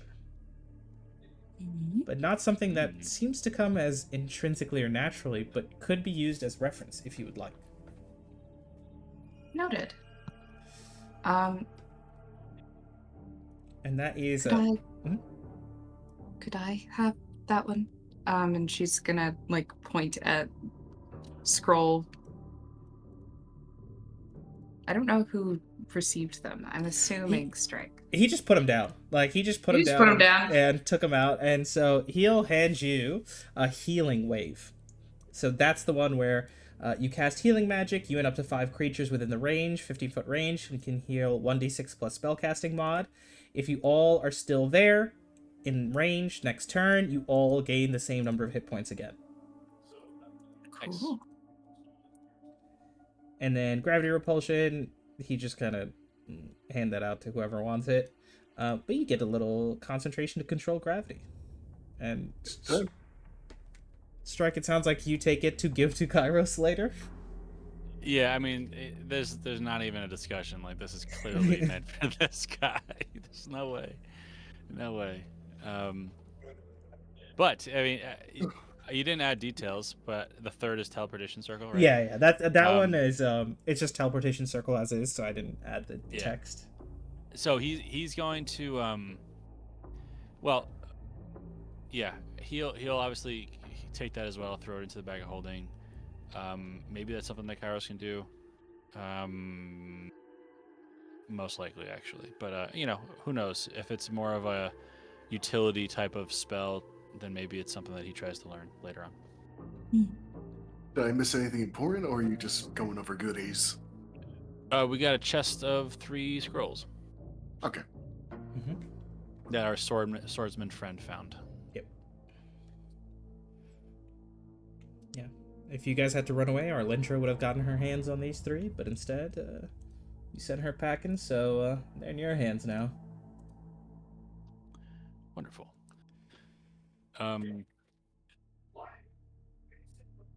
Trying to think if we spend more time to do something else, but I doubt it. Another 10 minutes to do a ritual spell. Yeah, I don't know. It's probably worth it. Maybe just 10 minutes instead of a full short rest. But I don't know. What's everyone else's thought? If Strike was to ritual cast detect magic to see if there's anything else worthy in the room, what are their thoughts? We're on a time crunch still. Whole boiling pot of being here slowly killing you. Evil necromancer possessing Kairos. Yep. I would say let's continue moving rather than, fucking around for loot. Yep. All right. So the next thing would be, do we go? Map. Oh, here it is. All right, we brought the map up. We were thinking about. So I think the original plan was to deviate kind of up to this space, but then back down to the east, where we were thinking the next gate would be. Right. Yeah, it's a little further south of where you are. It doesn't not necessarily even east, because there's one that you believe is down here, and then there's the one that you believe is up top. So you had the locations of the 2. Yeah, Right. now with the codes. So we're close enough. I think we go south to try to find this larger building with music and lights. Right? I mean that seems to be the most. We have the code. Yeah, let's do that. Yeah. Nod. So we're Okay. not taking the any times. We're just gonna end the combat and go right to the next part. You got Yeah. like 10 minutes, but yeah. Alright. Well, what's Ame at? After that first. Oh, I'm okay. I'm at 42 out of 58, and I guess I can cast False Life again on myself in that 10 minutes. Okay. So I'll do that. Oh, since V extricated himself or herself from Strike's body, does he lose the 5 temp HP? Yeah, but I honestly just popped back in you, so yeah, that 5 temp HP back. Okay, all right. Yeah. I I did want to post on a kind of a side note that, V does seem still kind of unstable in regards to, the how the party members normally see them. All right. Yeah, on the way out, if he kind of senses a little bit, Strike will mention something. But I think before we leave, Strike will probably use a couple of Levi's hit dice to heal up using his repair action.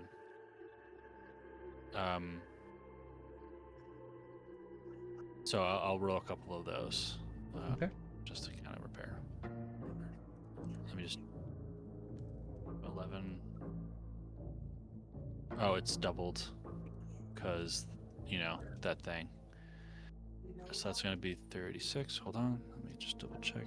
We'll get to that in a second. We'll do one more. 10. We are full health. We're good. Okay. So on the way out, with V still kind of embodying or inside Strike. Mentally, Strike will just be heading out and say, V, I can't say that I've gone through anything as traumatic as burning alive, but I imagine it stays with you. I know you said that you forgave me, but how are you feeling? Something feels a bit. I don't know. I can't quite say it feels a bit off, but I wouldn't blame you if there's some lingering feelings. I try not to think about it or talk about it, really, because I don't know how to say it without it sounding like I'm complaining.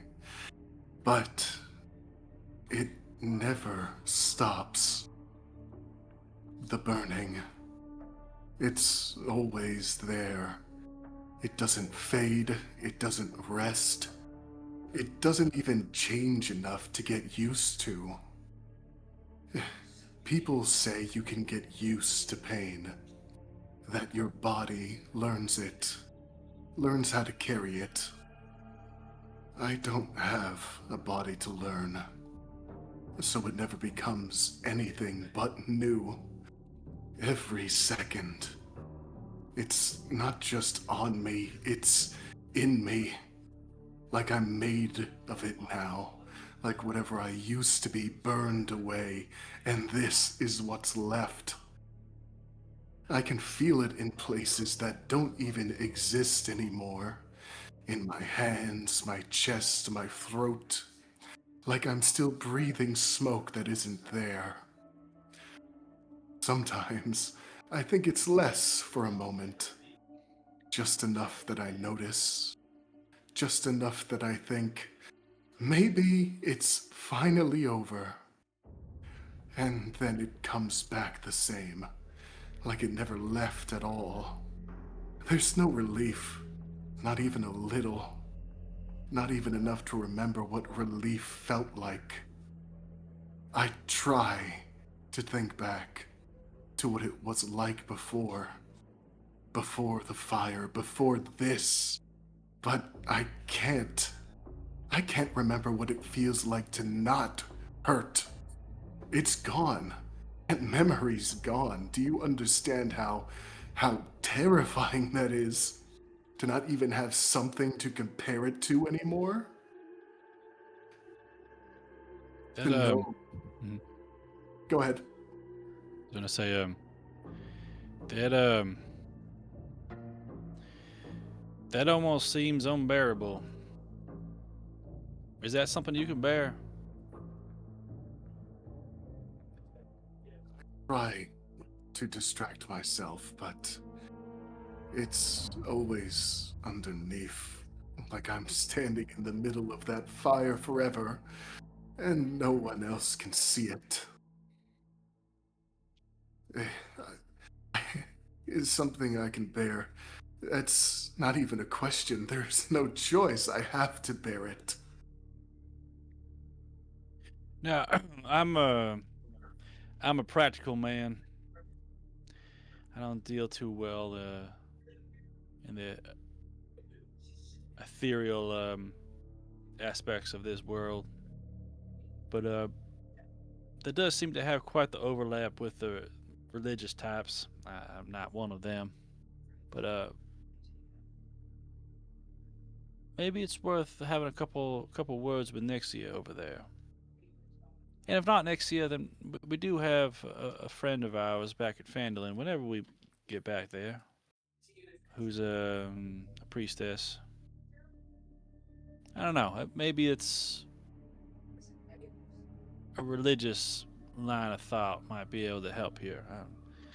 I apologize. I think I'm too practical for these types of issues, but I certainly hope that that necessity to bear is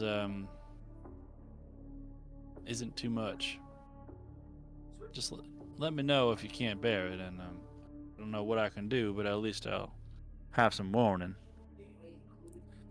Strike. I appreciate your concern. It's nice to have somebody that cares enough. But please, stop pitying me.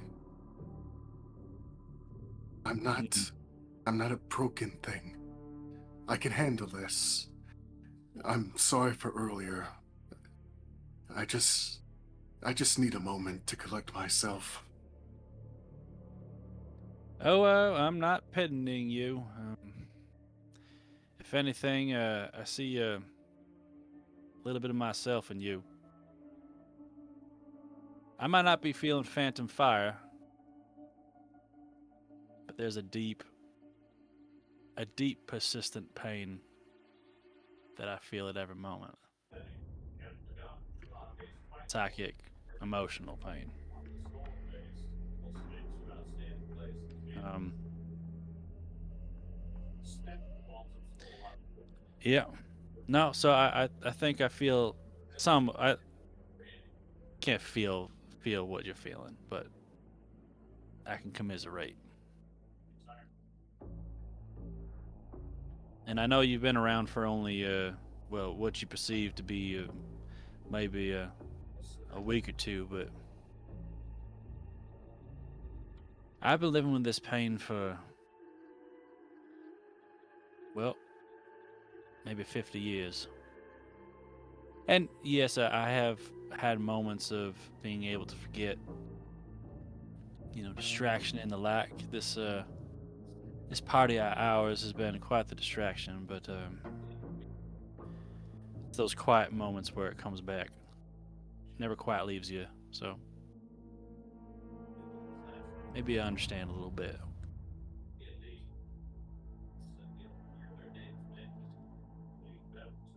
I suppose we'll just have to endure it together.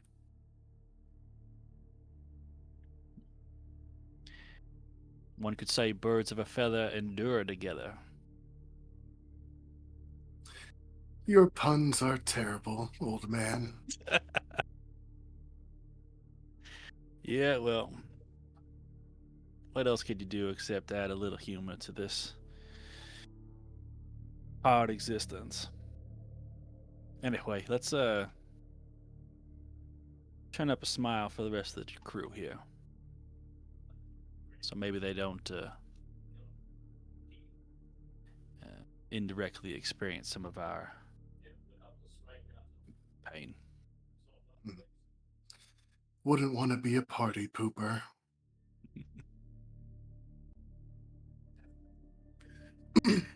Yeah, I suppose as that conversation tapers off and the group continues moving, in line with bringing a smile to the group, I suppose, like, as we're moving through the ruined city, I imagine at some point, we're like climbing over rubble and such, DM.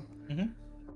I did want to do that, so when like Strike or something is like ducking under something or climbing over something, I did want to just to bring the mood back up minorly, just use thaumaturgy and make a horrendous back cracking noise when he has to like bend or climb to make fun of him being an old man. Like he crouches, you see a crack, crack, crack from his back.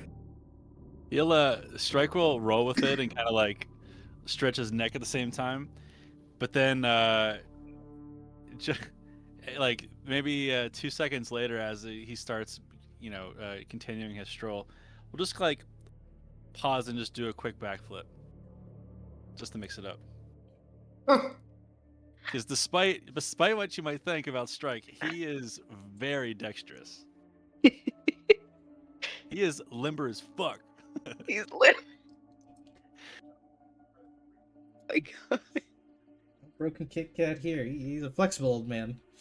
But yeah, you hit that flip and you guys keep walking. But there is a question as you start to step away from the library. Morton kind of looks down at some of the ground, the rubble. You mentioned Arlindra was leading people you knew. You think they're still standing? They are capable people. Magic users. Knights. Strike, don't we still have that sending stone? Why not try checking up on them?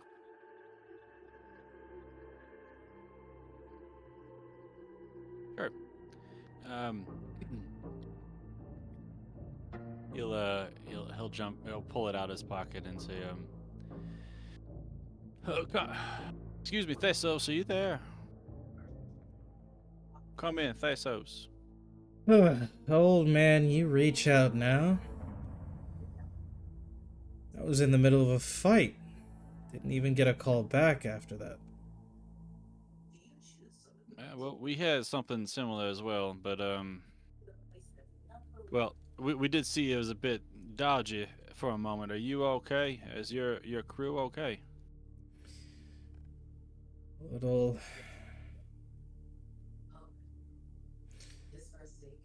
lost a member of our crew, but the rest of us are still standing. We had to run as soon as we got the information we came here for. The passcode I passed along.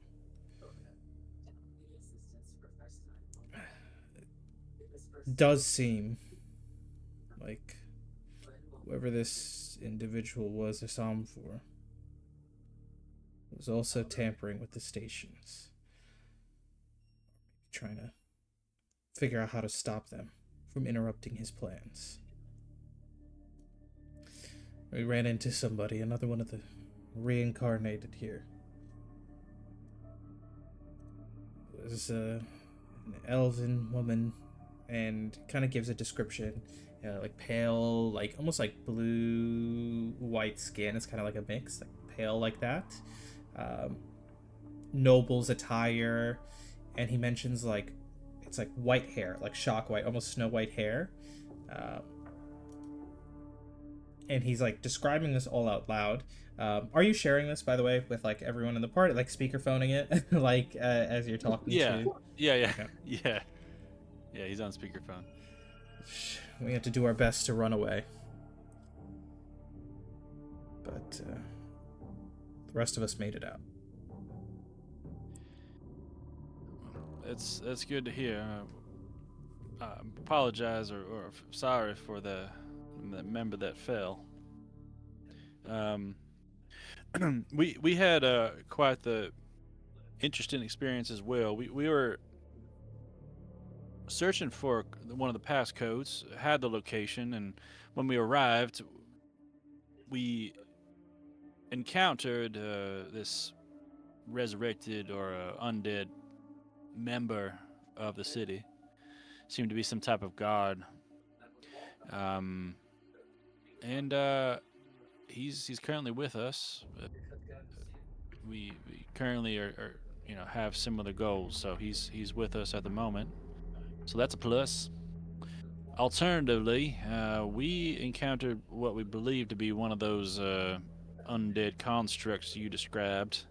This was it was a female, well, what we perceived to be a female brain in this mechanical body, and they're not happy with us. We kind of tried to stop them.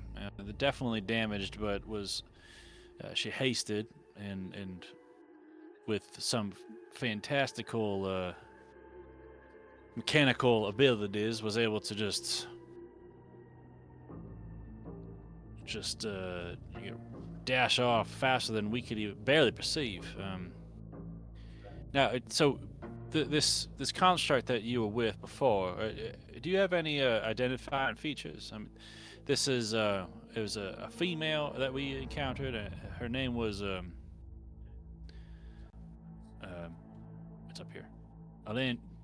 Alindra. Yeah, that was the one. It gave us some information. Well, accurate enough, but when we got here, we were uncovering, looking through the ruins, and the other mage showed up. Nothra. That's when things went sideways. She started fighting us, and that Arlindra, the construct, she ran off. Nothra. Yeah, Nothra, like N-A... Yeah, but it's... I mean, we would clearly know that that's a different mage or something, or not the necromancer, right? Because we know the names. Yep. As you're having this conversation, Nixia, with your passive perception, you notice a little detail off to your side as you guys were kind of paused to take this call. Morden, that ancient warrior, his body's tensed once more and his hands on the sword.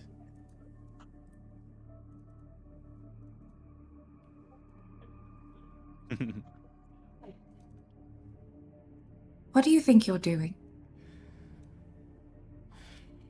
Now, waiting, but I know her. He'll kind of look to you, Strike, and Nixia to you. Ask him what direction she went in. Well, you could ask yourself, but yeah, I'll relay the message. Hey, Thessos, what after the fight? What direction did Nothra head in? Oh shit! I got about to make a dash for it, but it did seem like she was, at least from a distance, maybe heading northeast. All right. Well, just with the basic directions here, maybe she's heading up to the other power station by the Arboretum.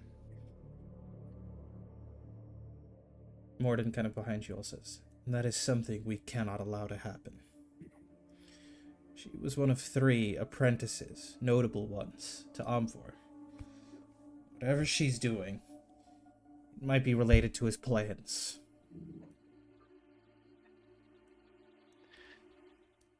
All right. Well, it does seem like our timetable has sped up even more so than before.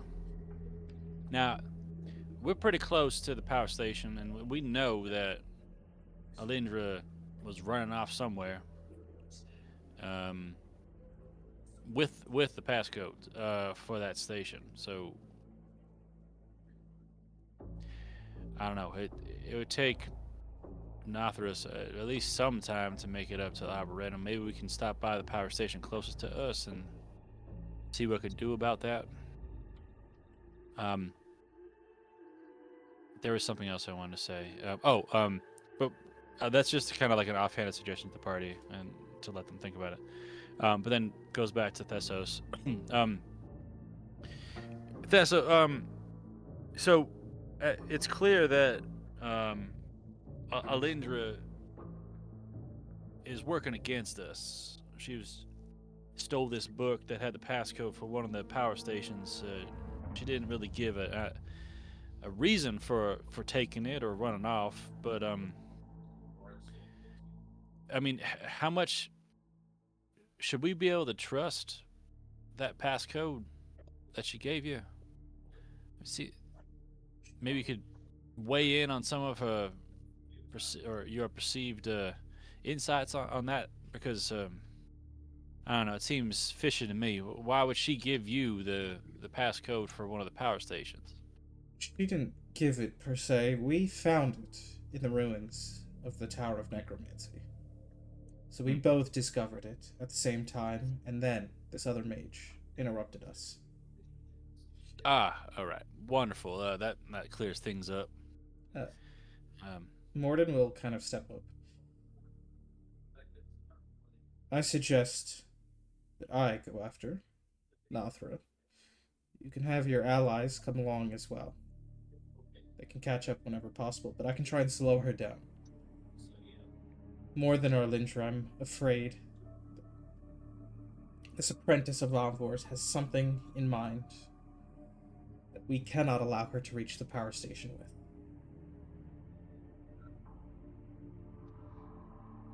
All right. If we were to have to encounter this injured Arlindra, then I think we might be able to handle that. And if you're going to head off to the Arboretum, Thessos, I think maybe you should head off, your team should head off to the Arboretum as well. We've identified, I think we already passed that along, but we've identified that Arboretum, that unnatural growth of forest in the northeast, as a location of the power station of the third. We're pretty close to the other power station. We'll handle that one. Yes. But I recommend heading up to the northeast. If your friend can meet us, then maybe we can stop this mage from getting there before us. Harass from a distance. Because I'll tell you this. That one was definitely not an ordinary mage in life. And even now incarnated.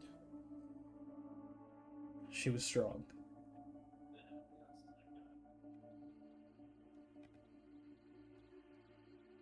All right, well. Sounds like a plan to me. Anyone else dissent? Right, in all honesty, I feel like descending would get us nowhere, so I agree.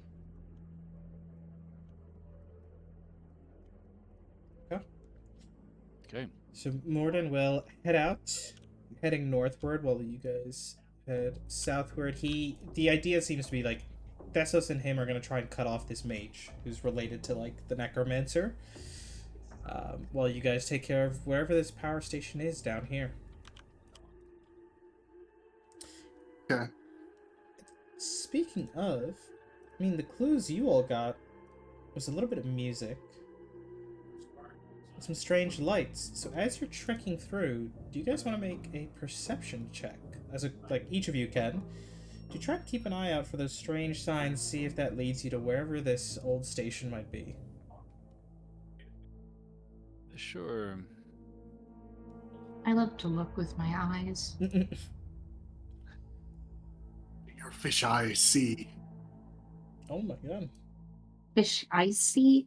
Haha, I get it. Wow, everybody is doing good. Everyone's cooking. We're on high alert. Yeah, it's time to stop. It's time to stop fucking around. It's a dark city and there's a nightclub up ahead. That's what we see. Yeah, it seems We're going like to an undead rave. you guys all do start to notice a bit of lights up ahead. not quite reaching all the way into the sky, but you can tell something's a little brighter.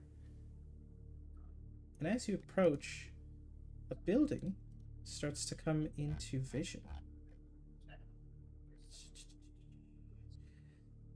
One of the few that is still mostly standing here. It's a beautiful stone building made of some sort of like almost like kind of like white gray marble, and around it are carved statues of dancing beasts and like almost fae, all around. Though there's like a one portion of the exterior that clearly got damaged, but the rest of it is still like almost 2/3 is still standing. And even as you approach, you begin to hear a little trim of music coming from the building. A few lights flashing through panes of glass that, again, signal something's going on here. How do you all want to enter? Is it noisy enough that, like, it's fairly easy to stealth? You can try and stealth, yeah. Now that you're up close, trying to sneak into the building, see how it goes. So long as there's no bouncers around. Yeah, it's worth giving it a shot. I think Nixia looks bougie enough that she could probably just walk right to the front of the line. So what will it be? Stealth or walk in like you belong here? I mean, we've been talking about how short on time we are, so... Yeah, I think we should just walk. Because if we get caught stealthing, which I'm pretty sure 2 people in the party have disadvantage on, then we're more fucked than if we just like, oh, sorry, in the wrong place. We're power walking. Strutting on in. You step... I mean, Strike didn't see anybody inside, right? He like part of the vision was at the outside, but I thought he saw something on the inside as well. You saw like it was like flashing lights and stuff, so that's kind of like what you like passed through that space into like a subterranean where you think like a basement or something had the power station. Okay, so he didn't see anything inside the main floor. Not quite. Okay, yeah, that's on the place. Let's go. And you step on in, strutting through into a beautiful, open ballroom. And there is music playing, people chatting, a party going on all around you as you step up at the entrance. No one could stop us from eating all the complimentary nuts. As we walk up, I mean, it's immediately odd, but I mean, Shrek will try to do his own perception check, but or some type of check, but kind of like eye Nixia and be like, can you glean any? Or I guess V's also with him, but can you glean anything about what's going on here? And Nixie is gonna look back at Strike with like these big old like what the fuck eyes. My assumption is that it would be illusory. There shouldn't be anyone here, isn't that correct? Hold on. Actually, she's gonna squint her eyes real hard at people. And if Nixie is doing that, can Strike do an Arcana check to see if he identifies what's going on? Yeah. With the shared ethereal site, are these just fucking ghosts partying? Actually, most of these folks don't show up in the ethereal plane as if they're like... I mean, with the ethereal site, you're like, okay, they don't seem to be ghosts, but there's also so much movement all around you. But for now, it's like majority of people here do not seem to be ghosts. Fuck it. Nor are they possessed. And you're making an Arcana check, Strike. Nixia, what check did you want to make? Either Arcana or Insight. Yeah. Ideally Insight. Just like, this seems off. Wrong. Yeah, you can. Does it feel wrong? You can make an Insight check too.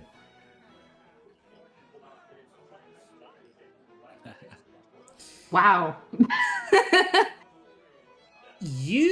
I think what happens on that nat one is you to yourself think this feels wrong. But there's a creeping chill down the back of your neck.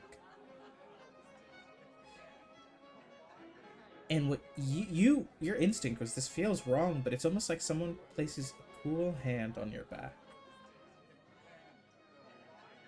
And there is a feeling of wonder, of attention, of marvel at what's here. As that chill settles around you, Nixie, you're not quite sure how much of that is coming from your mind versus somewhere else. Somebody else. And as you look Aurel. Sorry, what did you want to say? I said Aurel. The chill just continues to creep up. Something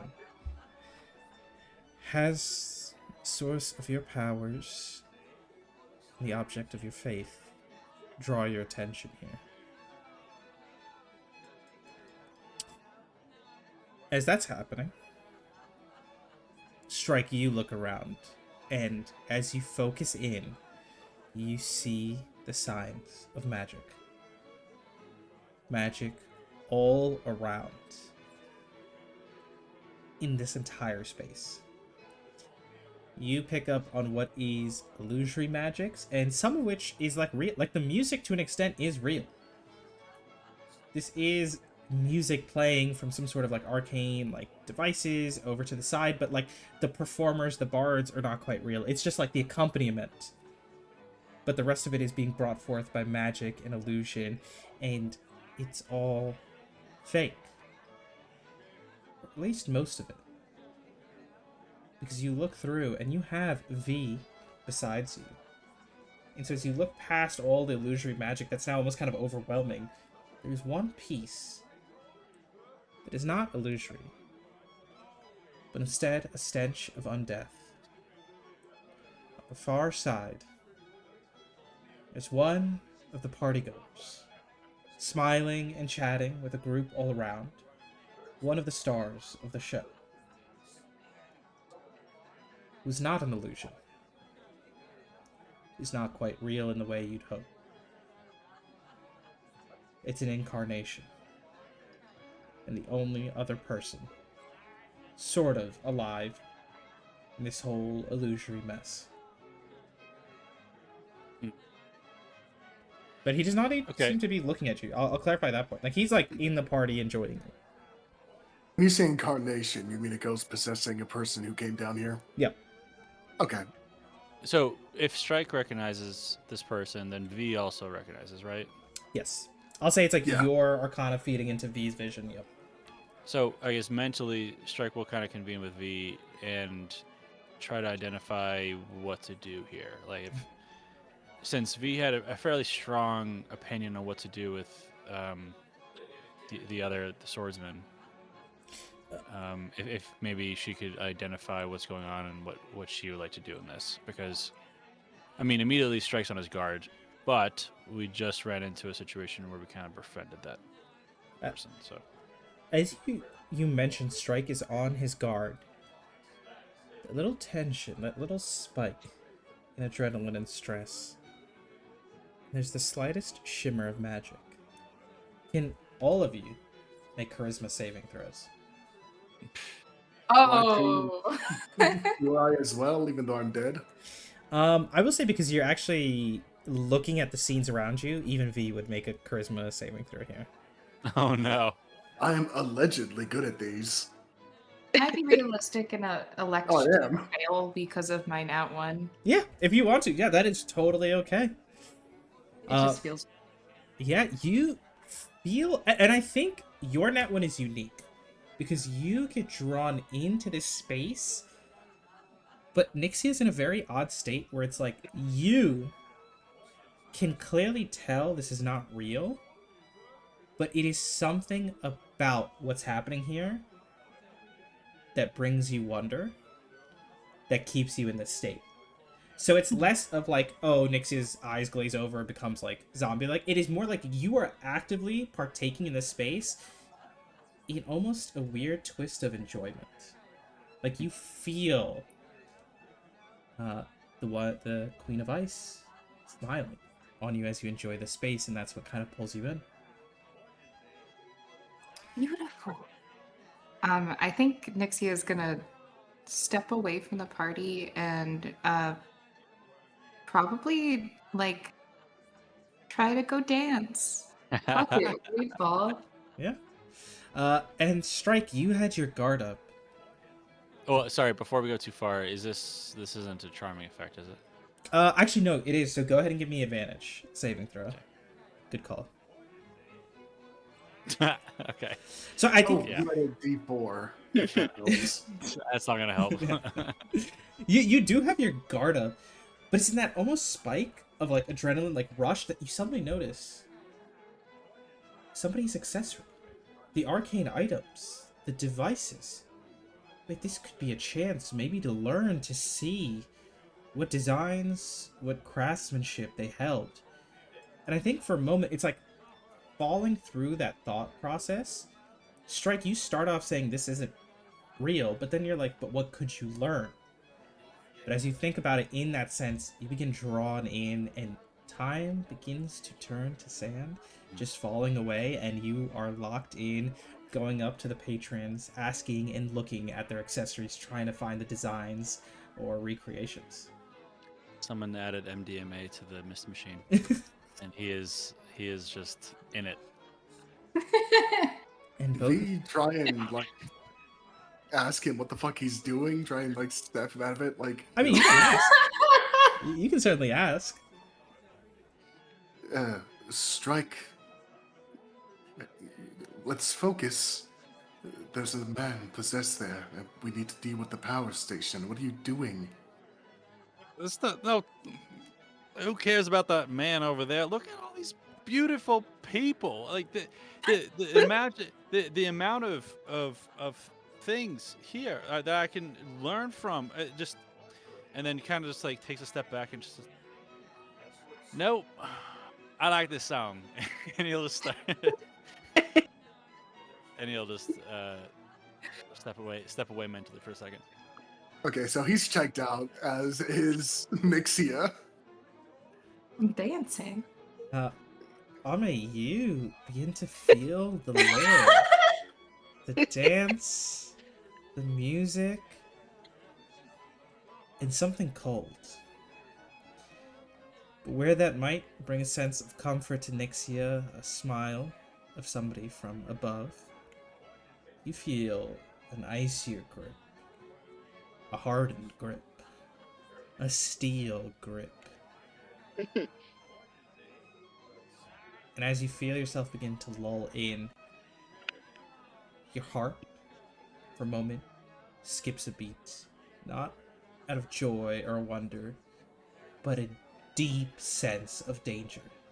An animalistic fight or flight, and for a moment, you see bodies, bones, blood, war, battle, conquest, deep fear, anger, rage, and bloodlust. All these emotions spike through your system in an instant, cut through the lore and almost calm that the scene was inviting.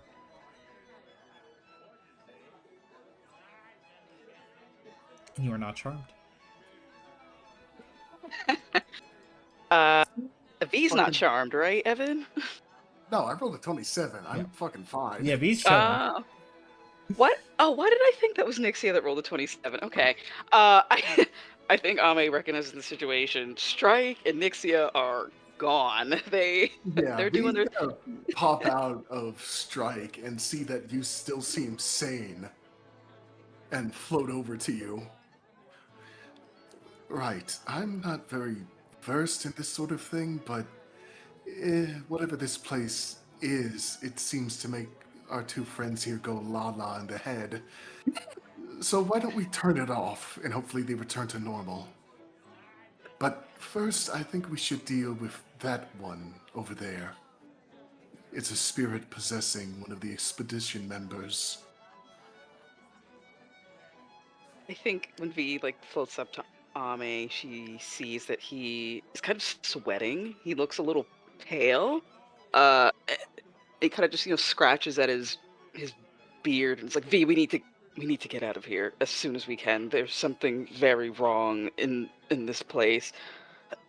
What makes you think this person is the cause of this? Well, less so a cause, but maybe the spirit knows where to go, how to get to the power station. Plus, I wanted to see if I can knock that spirit out. Like we mentioned a while ago, in regards to Kairos, there is a living man, after all, that needs help. We need to be quick, but go on. I'll follow you, and Ame will follow, but he'll keep his hand on his sword just in case. All right, I acquired my own bouncer. So As- as Yeah? those two head off, what's the effect of the charm? You just are part of the party. You think you are kind of enjoying the party from different angles, right? There's almost like a piece of Strike that's like, this isn't real, but the value is real. Like it's nefarious in how it's not forcing you to treat the party as real, but it makes you see a piece that to you is real. Because for Strike in a logical mind would be like, you have no idea if the illusion is useful. The designs are real. Like, how do you know? Like, it's just a fucking illusion. But in that moment, that seed kind of worms its way into your mind, finds your desires, and you are like, let me learn as much as I can from this. So you're just like kind of going around partaking, but until somebody is able to disrupt whatever this magic is, you are just another party goer. So it's not even like a check every turn or something. It's just we're stuck until something happens. Yeah. Unless there's like Wow. I mean, you don't even know per se if something can get you out, but striking the moment is just locked in on like, hey, how much can I learn? And there's dozens and dozens and dozens of people, like the number of questions you can ask, the designs you see. It, you can enjoy your sweet time here. Yeah, time is immaterial at the moment. Yeah, I suppose given that half the party is checked out, me and Ame will go to the possessed person. Yeah, you approach and you see like a middle-aged, like tiefling man, maybe a little older than middle-aged, maybe like late 40s, early 50s, probably closer to that. A few streaks of like gray and white in his like otherwise like kind of midnight black hair. He's got these like golden, almost like tusks or golden like tips to the horns. Like it's like these gold covers that are on like the top half. And he's got a like beautiful but kind of like loose like crimson orange shirt, like very like cotton airy like in that regards. Kind of smiling, in the middle of some sort of conversation, some story. And what do you kind of say or do as you approach him? Uh, well, first off, I whisper to Ame on the way, if he tries to run, grab him. But without that, V's just going to casually float up and say, so sorry to interrupt. I was hoping to have a word with you, sir. Of course. I am host after all. I welcome all my guests here to the beautiful ballroom in the city, but you don't seem familiar. Are you from out of town? Indeed I am. I came a long way, along with my friends who seem to be enjoying the festivities already. Oh, I see. Judging from your look, are you possibly from the lowlands? Must have been quite the journey for you to make your way here, but I am not one to judge as others might in the city, and all are welcome to partake in my hospitality. Speaking of hospitality, me and my companions do have pressing matters to attend to, but it seems they've become lost in your festivities here. I was wondering if you would be so kind as to help them remember that they have business to deal with and can't well, spend their time here. Oh, I may be host, but I'm no one's master. Your friends are your own. I do not know if I have any words that could convince them. My parties can be quite intoxicating. But if you have business to take care of, people to speak with, feel free to do so. If there's anything I can do to connect you with the right people, I can certainly try.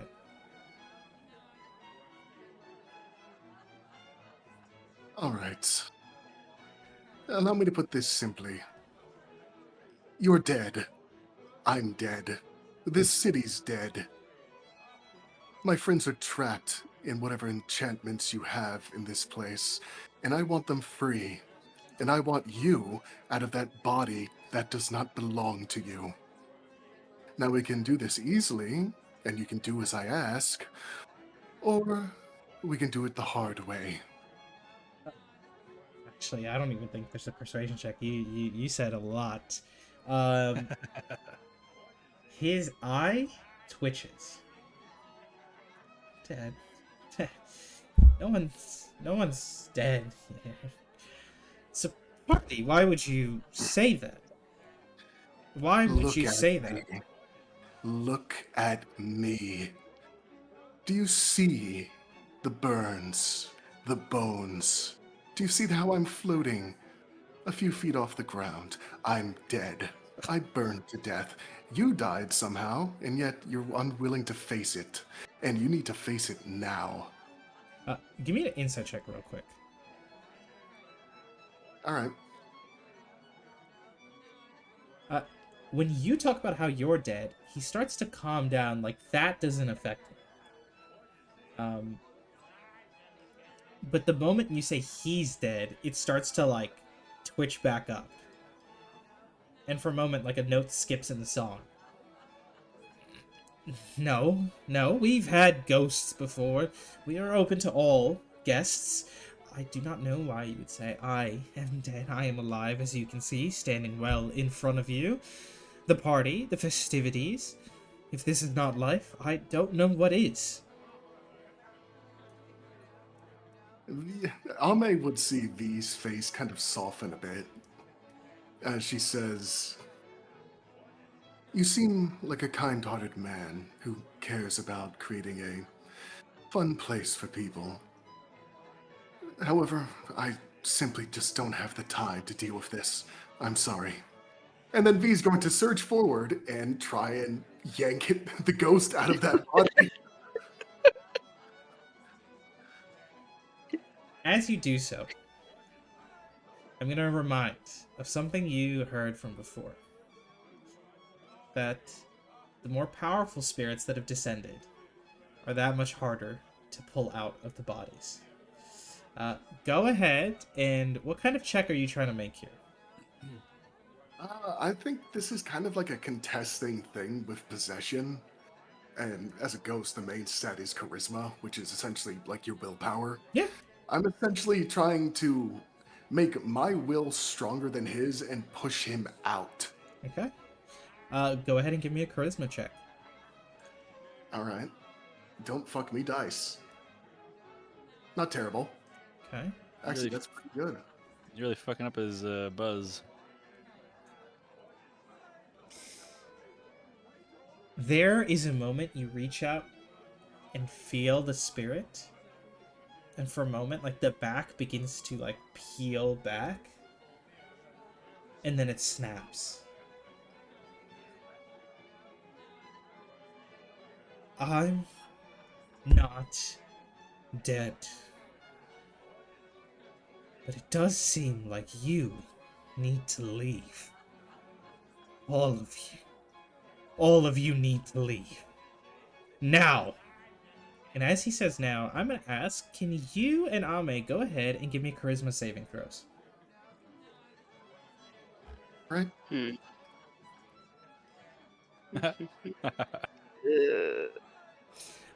Again? Ame, you watch your shadows rise up. And V, from your perspective, you just see, like, behind Ame, a quick splash of darkness that wraps around and Ame is gone. We're gonna go ahead and roll initiative. I have to Again? remember that Ame is mainly a fighter. You know, you can't confuse him as a warlock. And as this happens, the music scratches. Record scratch. The illusions waver, and this is no longer a friendly party. The fuck? Okay, this 1v1, apparently. Is this I was gonna everyone or blast. just two people or All of you are three? still here. All of you are still physically here. Two of you are still... actually, Strikey, you are still charmed, but I will say on Nixia's part, now you would be making your saving throw. Because your initial allure is gone as the visions start to like fade out. And then So Strike what's it? loses a turn then? Is that what you mean? Yeah, you are charmed in a way where you're not aggressive to your party, but you're also like just kind of like, where'd the party go? Okay. Too busy vibing. Yeah, you were like having a chill time, but unless, for all you know, unless something major happens, you're for now a little lost. Okay. Rolled a 15 on my save. 15 on your save. Where is it? You are still charmed, but you know, like you're starting to get a little bit more confused. Like, wait, why was I? Didn't I have something to do? It's kind of like that. Mm. Okay. Initiative. The question with trying to kick him out, it's pretty much I just failed that contest there. Yes. It was really close, but he rolled a 22. How convenient. He, Damn you, DM. You just wanted another combat encounter. Hey, How these could guys you? are Right. tough. The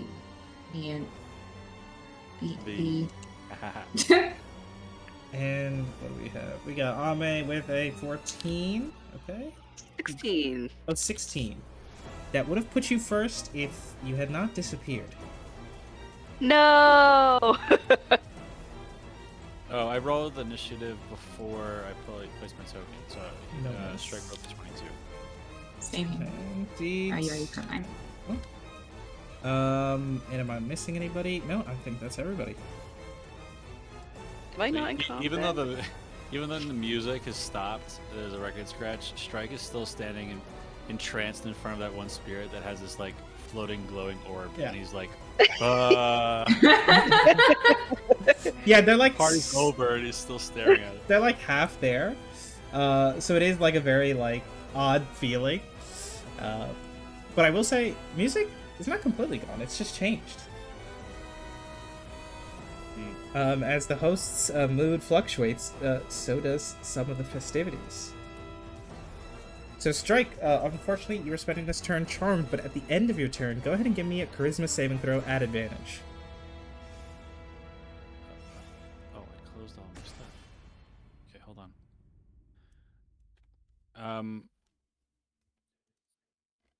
So even though Strike is charmed, Levi would protect him to the best of his ability. That's his like base coding.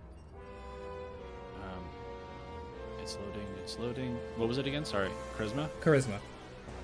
Saving throw. You awaken as the illusion with the bright glowing orb begins to fade. You're like, no, what you were after is gone, and now all of reality starts to set back in. What? I've never experienced that before. Like, why am I doing that? And he'll kind of like shake his head and look around and realize that, yeah, okay, there's definitely an undead here. Hell yeah. In that way, Strike, that happens at the end of your turn, but you now have like reaction stuff if you need to. Ame, you are. I'll have Levi just move in between him and the dude. Hell yeah.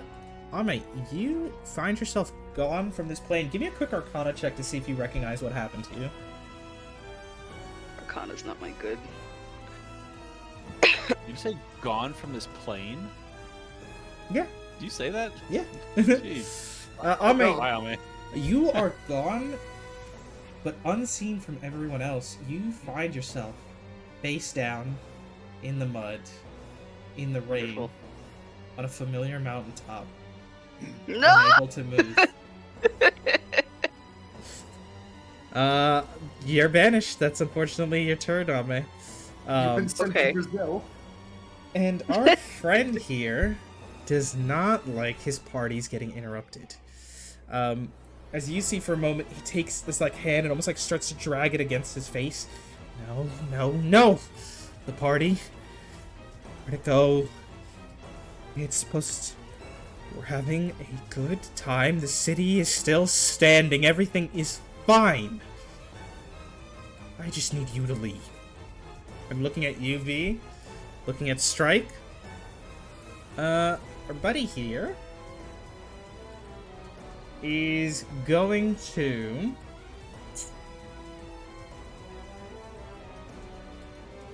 Yeah, we're gonna have him step forward. And as he does so, he disappears.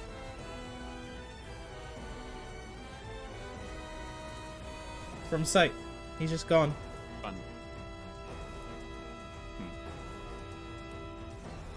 And he is going to... Oh, he can cast both of these spells. Beautiful. Okay. He's gonna cast that, he's gonna cast that, and he is gone from... Oh, let me put that symbol so I remember. And he is gone from sight.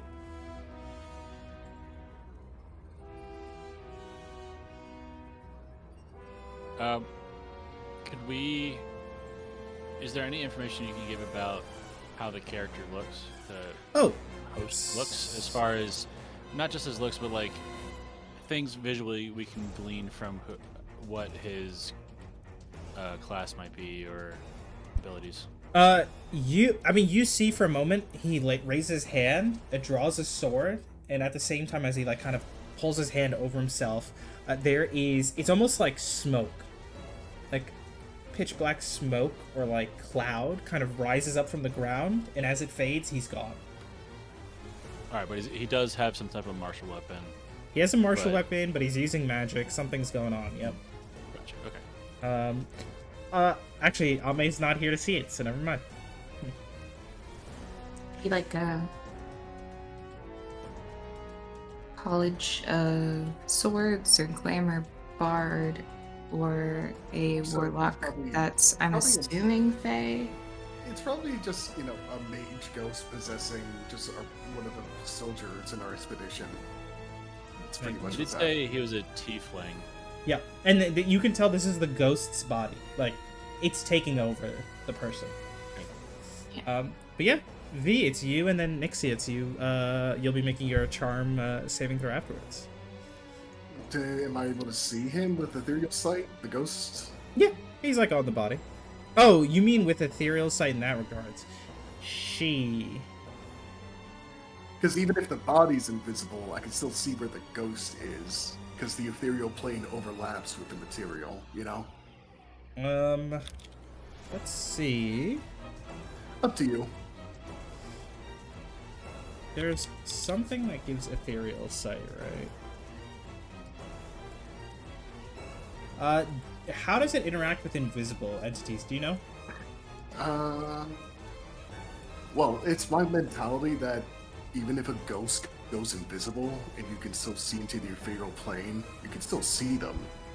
Because, they're just becoming invisible on the material plane, where that magic kind of actually has effect and can take hold, Honestly, it's up to interpretation for you to decide as the DM. What I'll say is this: is you can try and make perception checks, or charisma checks through your like sense of innate potency or magic to try and figure out where this individual is. So you don't see them purely, but you can try and sense them to get a better approximation.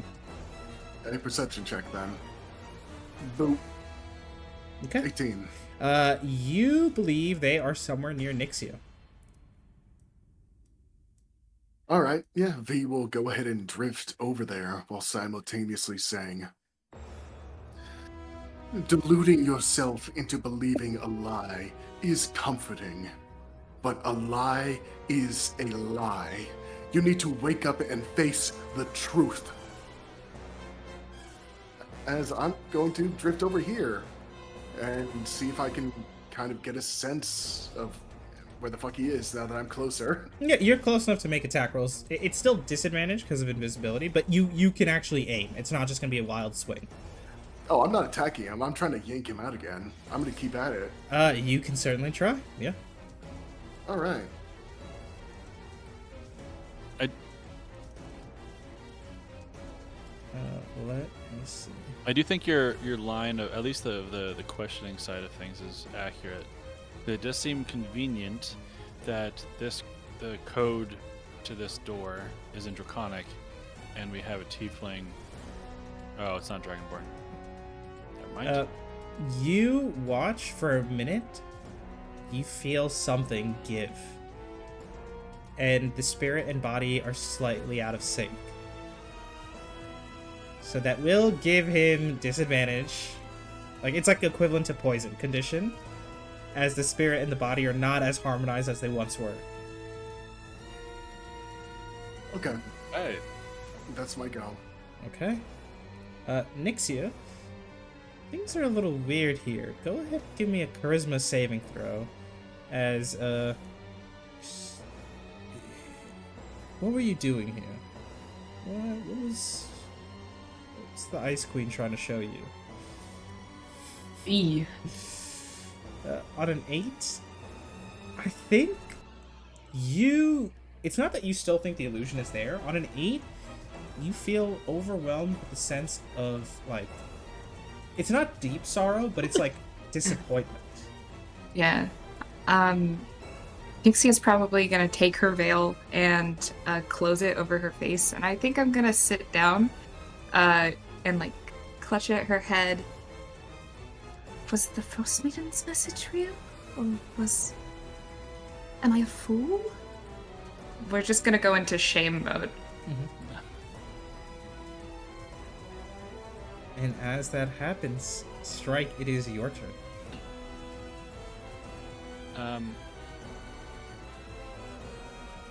Oh, okay, never mind. There's a lot of spells that require you to see the person.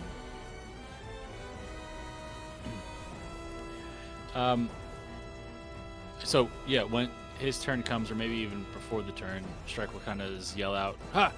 Where'd he go? Anyone have eyes on him?" I think you kind of see V kind of wrestling with something invisible. Okay, so based on that, does Strike have an idea of where this person or this person might be? Yeah. Okay. So he will travel this way. Is this about accurate? Mm-hmm. And I guess it depends on how mechanically how this works. If he does an attack, is it still a disadvantage? Or if it's I would say for Strike it's still a disadvantage because you have no sight on this individual. So it's still like it's hard for you to hit him, but it's getting harder for him to hit people too.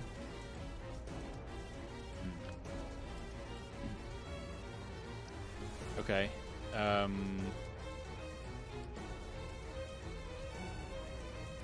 Okay. Yeah, it's probably best if I just do it this way then. He's going to do. Yeah, he's gonna bring Levi close by, maybe like right here, but Levi's not gonna do anything because he's gonna use his bonus action to cast Booming Blade and do a rapier attack at disadvantage. Okay. Ugh. Miss. Yeah. All right. Well, he's trying. Okay. That's it. You can see where Ame disappeared, where the shadows are still there. Ame, on your end, You are almost held in place. Some external force pushing you down. You have returned to somewhere familiar. And there is a sense that you feel that for a moment feels brief. But the weight of it feels enormous. Like the passing thoughts of something many, many leagues beyond you. Go ahead and give me a charisma saving throw.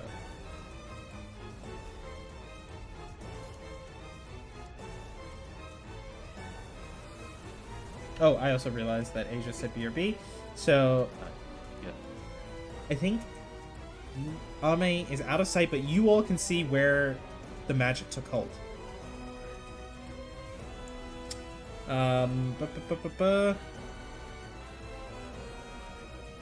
And our friend is going to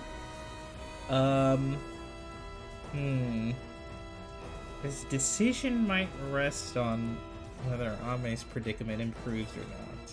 But let me double check.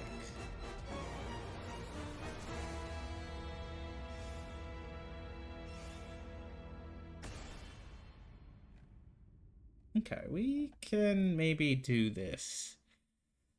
We're gonna go ahead and make an attack roll against V, who's being a little pain.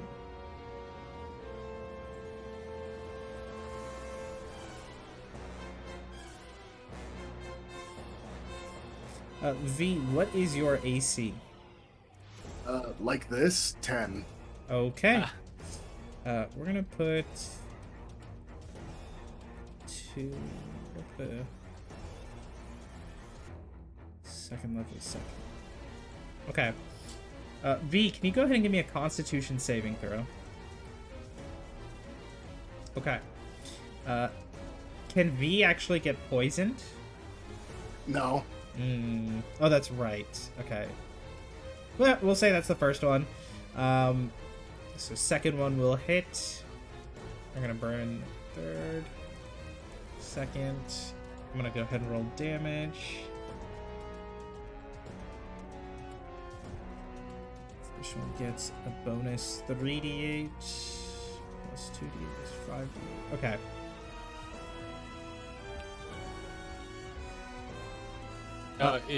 Are any of those attacks? Yes. Strike is next to V, so at least on one of those attacks, he's gonna use his reaction to impose disadvantage. Is this using... Which one is this using?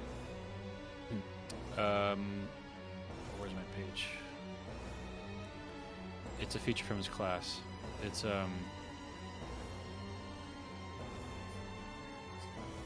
Tools of the Trade. Moreover, when a creature within 5 feet of you is targeted by an attack, you can use your reaction to impose disadvantage on the triggering attack roll. Yeah. Though you must be wielding a shield. Okay. It doesn't say you have to see the attacker, right? As long as you see the ally, you're good.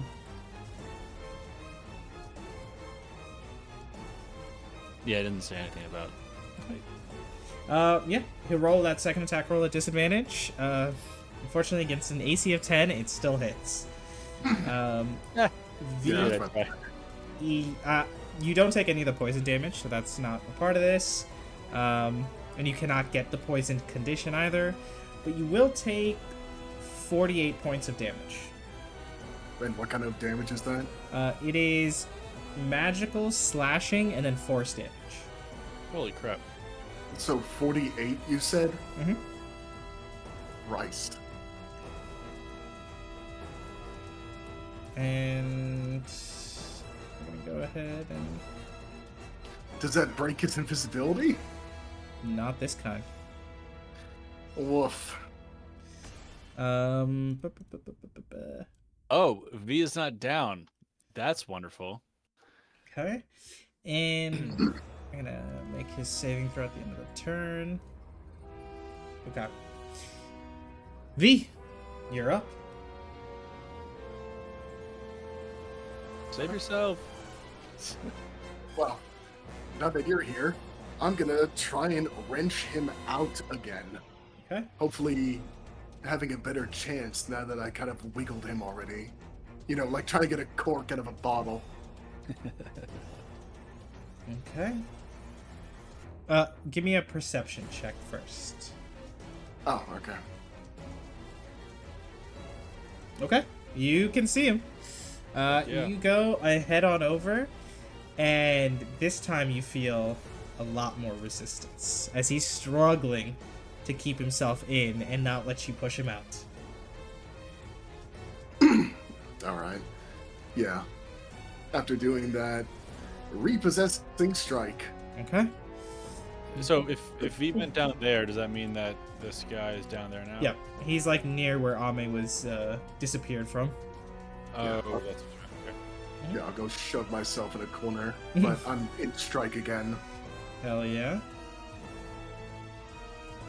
Okay, with that, Nixia, go ahead and give me a charisma saving throw as you sit here, and you think back on why did this matter? Why did she want you to see this? What was the purpose of it all? And more importantly, why did she leave?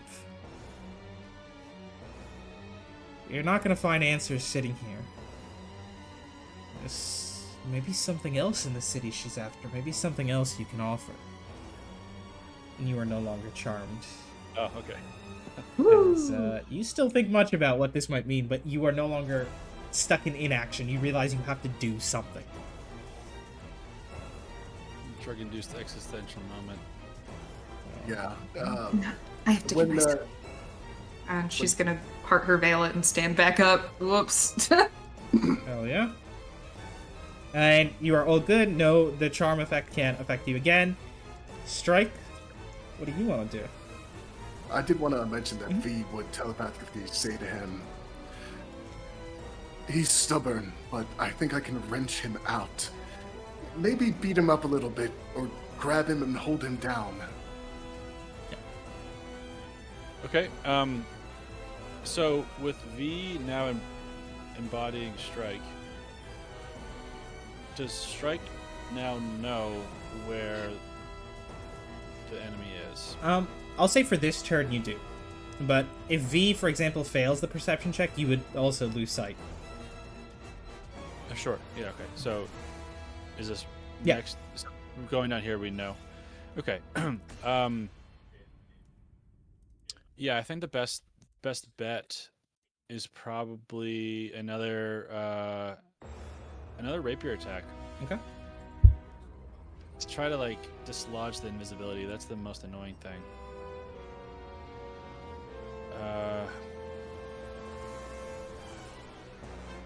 Yeah. Well, okay. Here, maybe I'll get. Is it fair game to get opinion from the party? Sure. All right. So, I essentially can see them, right? Is that fair? Like, that's not a disadvantage at this point. I can kind of. As if I'll say the nat 20 perception. You won't have disadvantage this turn. Yeah. Okay. So, well, if that's the case, then I can use spells that require sight. Then. Yeah, I'll say so. So should I try to do a Tasha's Hideous Laughter to try to keep them contained, or hit them with a Rapier and Booming Blade? I can do other things, but Up to those are you. the two things. I mean, I guess the damage would potentially disrupt the invisibility. I don't think Hideous Laughter would do anything. Just they would stay invisible and just. You know, Tasha's Both have hideous. their merits. Tasha's hideous laughter, I believe, puts. Is it prone or incapacitated as well? Prone. Prone. Okay. Then never mind. I thought it was. I think it is also incapacitated because they're too busy just Yeah. laughing their asses off. I think that condition. Oh, you're right. It is incapacitation. Yeah, your concentration, I believe, gets broken by it. So yeah, do that. It'll make it. Hopefully, that'll make it easier to knock him out. Yeah. What likelihood? It's a wisdom save, so it's probably not bad as far as their save is concerned. But all right, fuck it. Yeah, let's do Tasha's Hideous Laughter, which is this wisdom save. Okay. You cast that spell, and it is cut in half. Ah, fuck. Well, we can't have nice things. No, we can't.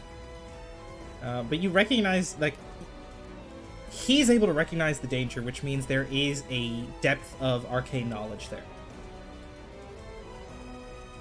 Okay. Yep. Levi will come down. Not the same. It's not an unfamiliar. But can Levi do a grapple on this person? Is this person actually? It's an actual human body, right? Yeah. So, If the person being possessed, Yeah. yeah. It would be the same thing as what we did with, like, Arlindra, where, again, you can see well enough that you can direct Levi to make an attempt. The actual, noble will have advantage on being able to dodge, because he can totally see, and he's technically still invisible to Levi. All right. Well, let's try that anyway. Yeah. So that's going to be a strength save of base of this plus. What is it? What's our plus 3? Oh, so an additional 3. So that's 12. He'll use a charge of his infusion of armor of strength, so that's plus 5. Mhm. That's 17. And then I think he also has the gloves of amphibios, which does what? He has a +1 bonus to strength checks to grapple. So that's 18. Fortunately, it's not enough. This guy is very dexterous. Very much so. He's hitting backflips too, just like Strike, as Levi goes to grab him. And for now, he's not grappled, but he's in the vicinity.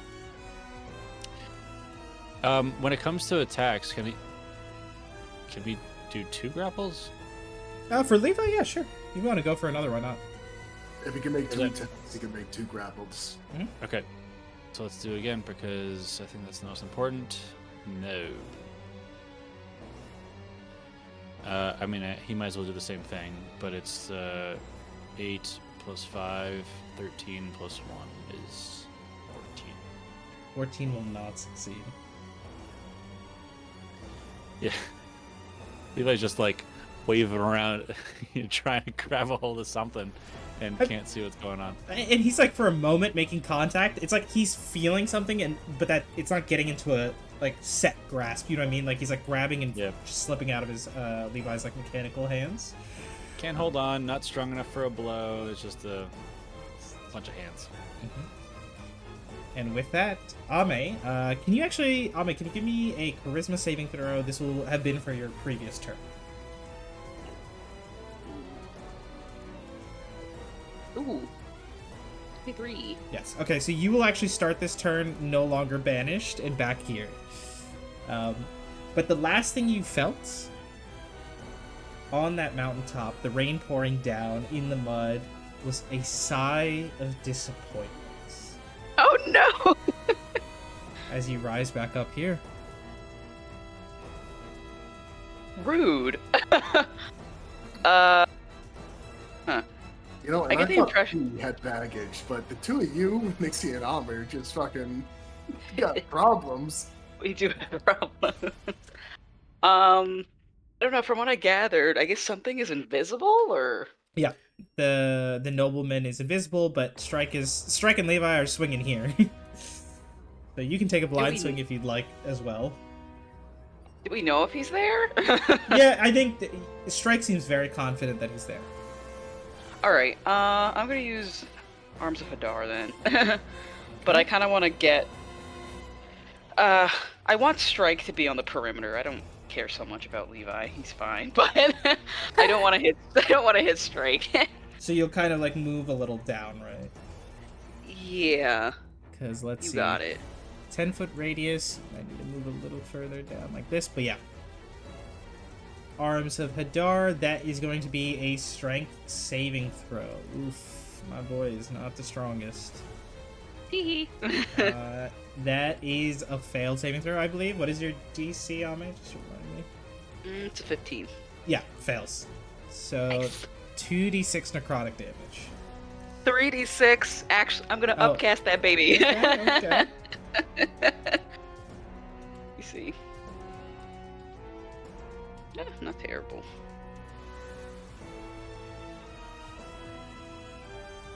It's a 10. Okay. 10 points of damage. Roll something on his end. It's fine. But 10 points of damage. Product seeps through. Constitution check? He's good. Alright. Figured. They're all pretty good with what they're doing. It's a good attempt.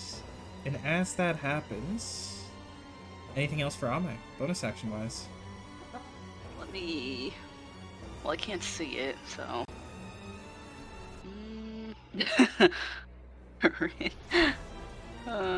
It is. We're all.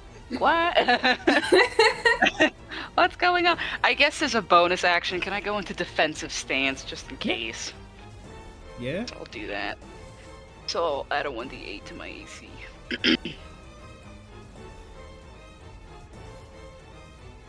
Okay. So I'm at 21 now. Okay. 21. There. Okay. 21.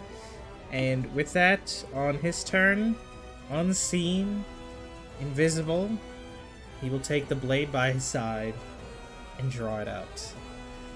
And he is going to, out of your sight, flash from one side of the room to the other and make an attack roll against each of you. What?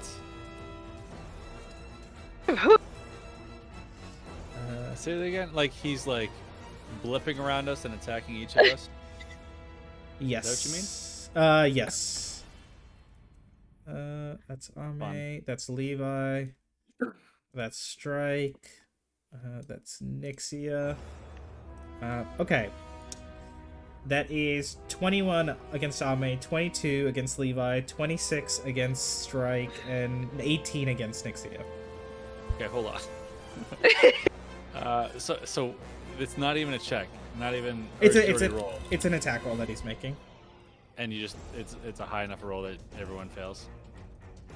He's Damn. invisible, so he's just Feels like flitting cheating. around. Hey, greater invisibility. It's a good thing to invest in, I will say. But yeah, you see him just. I mean, you don't see him.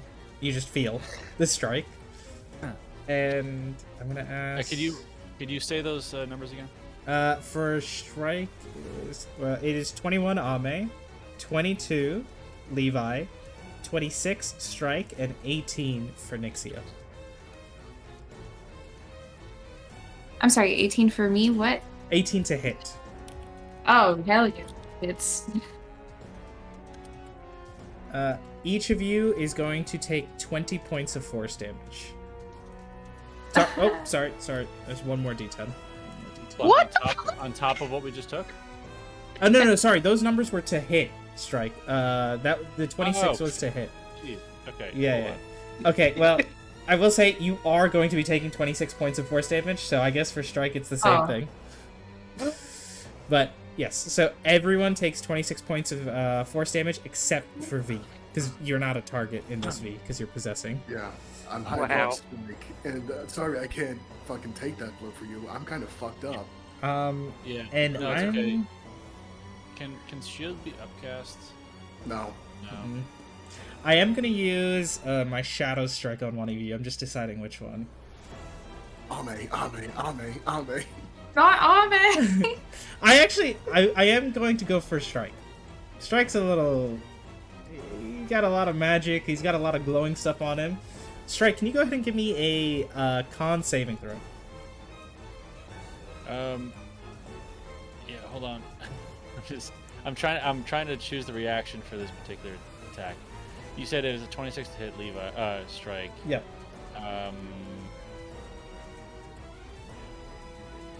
That's. And it was force? It's force damage, yeah.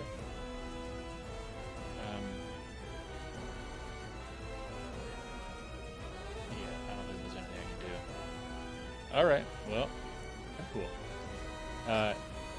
You didn't give me a damage number, it was just that the attack hit, right? 26 was to hit, but you're going to also take 26 points of force damage. Oh, fun, okay. And now it's going to be a con save. That's actually 36. Okay, con save.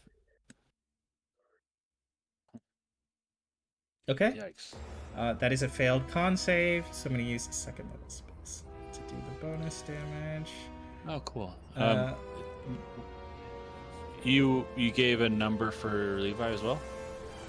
Levi took... It's all 26 to everyone, points of damage. Oh, okay. It was 22 to hit him, but everyone takes 26. Strike, you fail that con save. You are going to take a bonus. Technically, 2 of these would have gone before, but whatever. The idea is you take another 9 points of damage, and you are poisoned. Okay. And that's disadvantage on... Ability checks and attack rolls, I believe. Yeah, okay, that's my action. Bonus action. Strike, your movement. Well, actually, no, you're good with your movement. That's for something else. Yeah, with that, V, it is your turn. I'm gonna try and look around for him. You see him. He's behind Nixia. All right. I'm not gonna bother with the token, but V is going to essentially pop out, try and dislodge him, and repossess Strike. Okay. And so that's another charisma thing. Oh, come on. Question, are all these attempts accumulating at all, or? Yeah. The first one knocks him half out. Because originally he would have advantage on saving throws because he's like max health. He's not weakened, right? Because that's what Thessos told you guys, is if you weaken them, it's a lot easier to push them out, even the strong ones. He's full health. But because you succeeded on the first check, he no longer has advantage. It's just flat rolls against flat rolls. And also, on top of that, something very interesting has happened here, because you rolled really bad, V. And he's making saving throws against this. But he rolled a number that's quite bad. He rolled a 1 on his dice. Hey. So even though he has a very high bonus because he's like reacting, so it saves for him, he's actually going to fail this check. And because you succeeded once before, what does it look like, V, as you push the spirit out of the body? Yes. Nice. Yeah, no, I imagine just V comes shooting out of Strike's chest, kind of this blue smoke that coalesces into her as she crashes into this invisible body. It looks like she's kind of going for a flying shove, like she's physically like pushing somebody over. But I imagine as she pushes the ghost out, the body would just fall onto the ground, the guy, and then the ghost is just pushed with V to the other side of him, having just pushed through him entirely. And I'll add, as he becomes visible, you also see there's multiple images of him, because he had mirror image up, so attack rolls would have been extra tough to hit. But the body, with like a sword raised about to strike Nixia down, starts to tumble. The horns begin to almost fade back into the skull. The hair turns to a different shade as the body becomes one of a mercenary that collapses. And what you do see standing there, as you look behind, is the spirit. A spirit that begins to claw at his face, at his body. I can't be dead. It can't be over. My city, my people, my life. It can't be gone. It can't be gone. You promised. You promised we'd survive. We'd recreate. It would return. And he looks up and begins to reach forward, and hands begin to pass through his immaterial body. He grips and begins to pull, his eyes twitching in all different directions. And I'm gonna ask everybody here, you can make a saving throw of your choice. Or you're gonna have to make a saving throw. Our choice? Yeah, it's whatever ability you want to go for. Wait, he's wrenching himself open with his own hands? Mm-hmm. Jesus. Wisdom, I guess. What the fuck? Yeah, he's definitely just accepting the pain but going to his happy place. Not 20. Happy place. Nat 20. V, it's great. You're not going to take any damage. Though I also think you might not have taken full damage anyways, but this is perfect. You're going to take 0 on a 28. Nixia, on a 25, you beat the DC by 5 or more. You will also take 0. Strike, you succeed. You'll take half. Oh, man, that's a fail. Unfortunately, that's a fail. I You know. taking the full brunt. Oh, sorry, I didn't cast resilience on myself. No worries. Also, Levi would also make a save of your choice for Levi. Yes, he's going to weather the storm as a 16. 16, success. So half damage from all of this. This is going to be 4d6, 4d6. So, starting with the failed saving throw, Ame, you take 26 points of damage, 12 force, 4 necrotic. Wait, total 26? Total 26, yeah. I'm down. Rin, you take 0. Oh, Nixie, you take 0. V, you take 0. Strike, you're going to take 13. Okay. And Levi takes 13, right? Correct. As this spirit begins to rend, and you can see almost like multiple arms as he's losing sight. He doesn't even, he's starting to forget what he is, who he was, what he looked like. But a deep sorrow and pain as he screams out and rips himself apart. And his soul sunders, and there is an eruption in the space. Definitely say, for anyone who is able to see V, there's just this look of horror on her face. And the eruption definitely looks like just an explosion of glitter. Glitter. Just deathly wails and necrosis spreading out throughout the room. I will say, for the purpose of this, because of the body he was possessing, it is actually not quite as affected by this. It's almost like that split second of connection between the two is what saves the mercenary, at least for now. But there's an eruption. Evil are like flung back, and the music peters out. And you are just left in silence in an empty ballroom, and you can now see the plants long turned to dust, bodies that are barely bone, shimmering magical attire and outfits that have, even in their arcana, degraded and rusted over time. A room of once opulence at the height of the city is now a reminder of what was lost. And that was something this individual couldn't handle. You don't have a lot of time to ponder the past. You've got a power station up ahead to turn off, to reset, and to see what exactly is going to happen. So I'll say, you guys can just give me a quick investigation check. I know we're almost there. To just find the power station. You have the passcode, so it's literally just finding it. You guys can work on that. I'm gonna make sure our fighter warlock dude doesn't Oh, die. That's also an important call out. Yeah. Next year, you rush over to Ame. As you begin to heal. Strike, you rush off. You're able to find the passcode for this is the draconic phrase. How exactly do you go about speaking the passcode to the door? So he finds the door, is what Yes. you mean? Yeah, you get to the door, no problem. It's just you need to say the passcode.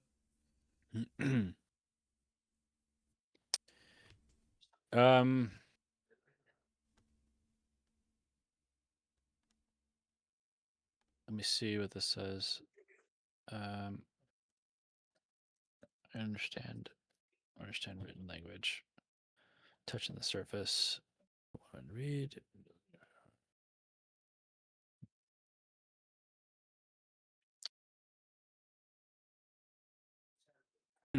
The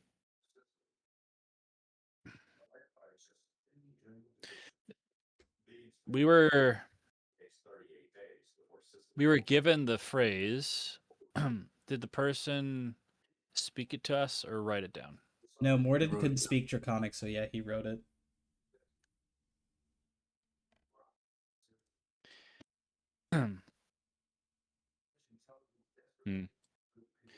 Could all right. Well, could Strike do a check to try to? He doesn't speak it, but he can read it, and he is almost certainly encountered some instances of individuals who spoke it in his time. Faerun. So could he do a check to try to simulate it or try to do his best with it? Yeah, Maybe like I would say it's like a raw intelligence check, right? It's just purely, can you pull through in this moment to like speak the phrase? okay. So he's also gonna give himself use the cantrip resilience though. So that would be advantage. Is resilience the saving throw one? Yeah. Oh, it was. Okay. But if you wait for Nixia to heal Ame from near death, you could get a guidance. that maybe that's a helpful item on this, as you kind of just you're like practicing like Draconic to yourself. You're like, wait, how do you say that phrase? Like, because it's like you not knowing the language. It's like you almost just trying to mimic like the sounds of it. You know what I mean? And try to walk through that way. So it's a very tough thing, but of all the people here, Strike has an incredible breadth of experience, so might just be able to pull it off. But I'll say the rest of the group kind of join Strike after you guys have healed up Ame.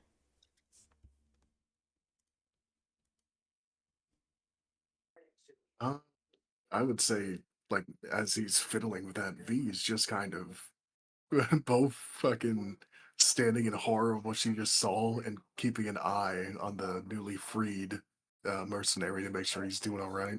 Oh yeah, he's knocked the fuck out. Like he is comaed for the moment. But yeah, okay. I don't think I have anything that can do anything. Ame. But yeah, no. Mm-hmm. Oh, yeah, no. What I was saying was just V needs a minute after fucking causing that. Fair enough. V, so V, you're doing that. Nixie and Ame. Is there anything you guys want to do? Do you also go down to the station? Chilling here. I almost died. Hey, what's new? Am I right? I think Ami's just gonna lie like on his back, Yeah. just like I don't want to move. Very fair. Nixie is gonna poke at him. Are you like stable? Do you need anything else? Do you like a ice cube? I don't have any food. Do you have an ice pack? I have a hand. He's just gonna like grab her hand, like just like slap it on his face. Oh, okay. We're staying here then. Hello, Strike V question mark. Good luck. So The V's benefits to rolls is only if she's. It's only if I'm proficient Yeah. in them and possessing them. yeah, What you're doing, So- I'm not. Oh right. And so it's Great. not gonna be helpful anyway. yeah. So Great you intelligence roll to see if you can speak Draconic. you're Wonderful. rolling in the moment. You're just Hail Marying it. Like, can I just whip out the right sounds for the right letters? I don't think I have anything that can help with this. So, oh, 18 is not bad. But I believe you do not have any charges left, right? So, let's see. fuck, no, I don't. So I'm gonna make a roll on my end. We're gonna roll because you're reading off what Morden wrote to see how well of a reference did he leave, right? Any notes he might have had to help you with the pronunciation. Mhm. Sorry. Before I do this, because I understand that it could potentially be dangerous, let me heal myself. Okay. Yeah. Just because, just in case. Go. So he's gonna cast Cure Wounds on himself at 2nd level. Okay. Is that an 11 plus 4? Is that what that is? Yep. 15. 2nd level. Okay, that's 27. And then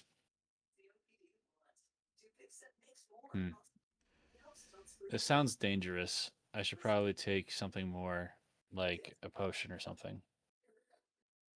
Just because I kind of want to keep some spell slots.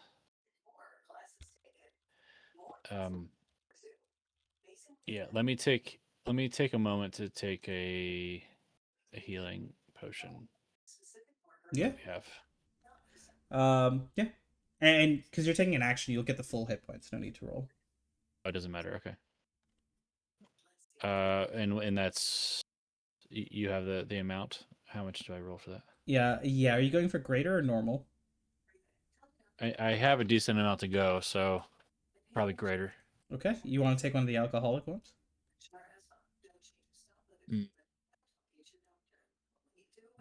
No. if that poisons me, then that's very counterproductive. Because other than that, I believe the only other potion of greater healing is the one that gives 64 plus 6. Yeah, that's. I mean, to be honest, I could use that. Sure. 24, 40. Yeah. I could use all of that actually. Okay. Let me just mark it off. But that's gonna 30. 30 hit points. All right, that actually gets me back to full health. Exactly. Minus the 2 that I lost from max. Okay, so yeah, you already marked that off as second. Okay, cool. So now, as you're trying to speak Draconic off the cuff, we're gonna make a roll. I'm gonna say 18 is pretty high. So this roll is gonna represent Morden's efforts. All the roll needs to hit is a 7 or higher. That's all it is. Because like you're most of the way there. It's just does he give a little bump? Pretty good odds. And I'm actually gonna say one of you guys can roll it, other than Brian, because Brian already rolled for strike. Would any of you like to volunteer to roll for how well the mysterious swordsman wrote some Draconic down? Not me. I was low-key about to pick you, Aisha, because I was like, swordsman, No. why not? Oddly enough, I was thinking the same thing. It's a swordsman vibes, you know? I mean, See, Ame Evan has typed been it. rolling pretty low. Or at least you have the perception that Ame rolls low. I do consistently. I'm cursed. I tell you. Then I'll do it. Okay, yeah, I'll do it. I'll do it. I'll do it. Your What fate do I have to changed do? right now. It's just a D20, and the goal is 7 or higher. Lower, right? 7 or higher. It's like a much wider range. Like you're more likely to succeed. I see. I thought you were saying that he needed to roll 7 or higher in order to stop us. Okay. No. He's effectively how good was his help, like his notes and all that stuff. Oh, okay. I mixed up the names. All right. Yeah. Take. I rolled a 14. Hey. Plenty. So with that, Morden, sorry, helpful. He didn't speak. He didn't speak. Potion. He didn't speak a whole lot of Draconic, but he leaves some pronunciation guides, and that's enough. Strike, as you are able to speak the phrase They do not know quite how to do it as accurately. The accent is close enough, and you speak the phrase. There is beauty in all of creation, but not all can see it. And the doors slide open. Power station ahead of you. And I'll say this part doesn't need a roll because you've done it once before. You go ahead through the controls, set into motion the reset sequence, and you watch the lights begin to turn off. And by the time you step out the doors, they're turning back on. As power throughout this portion of the city begins to reset. All of you can look out the windows into the rest of the city as various other surviving buildings in your immediate vicinity, a few lights flash down and then start to spark back up. And I believe, Nixia, you have the highest passive perception. So as you look at the scene around you, the ballroom, and think about what it means, you look out one of the windows. As the power resets, you see it spreads out. It's like, it's not just this little vicinity, it's almost like a third of the city. Mhm. Off in the distance, maybe towards the east, there's a tower that stands, an odd distortion at its top. You see it begins to dim down,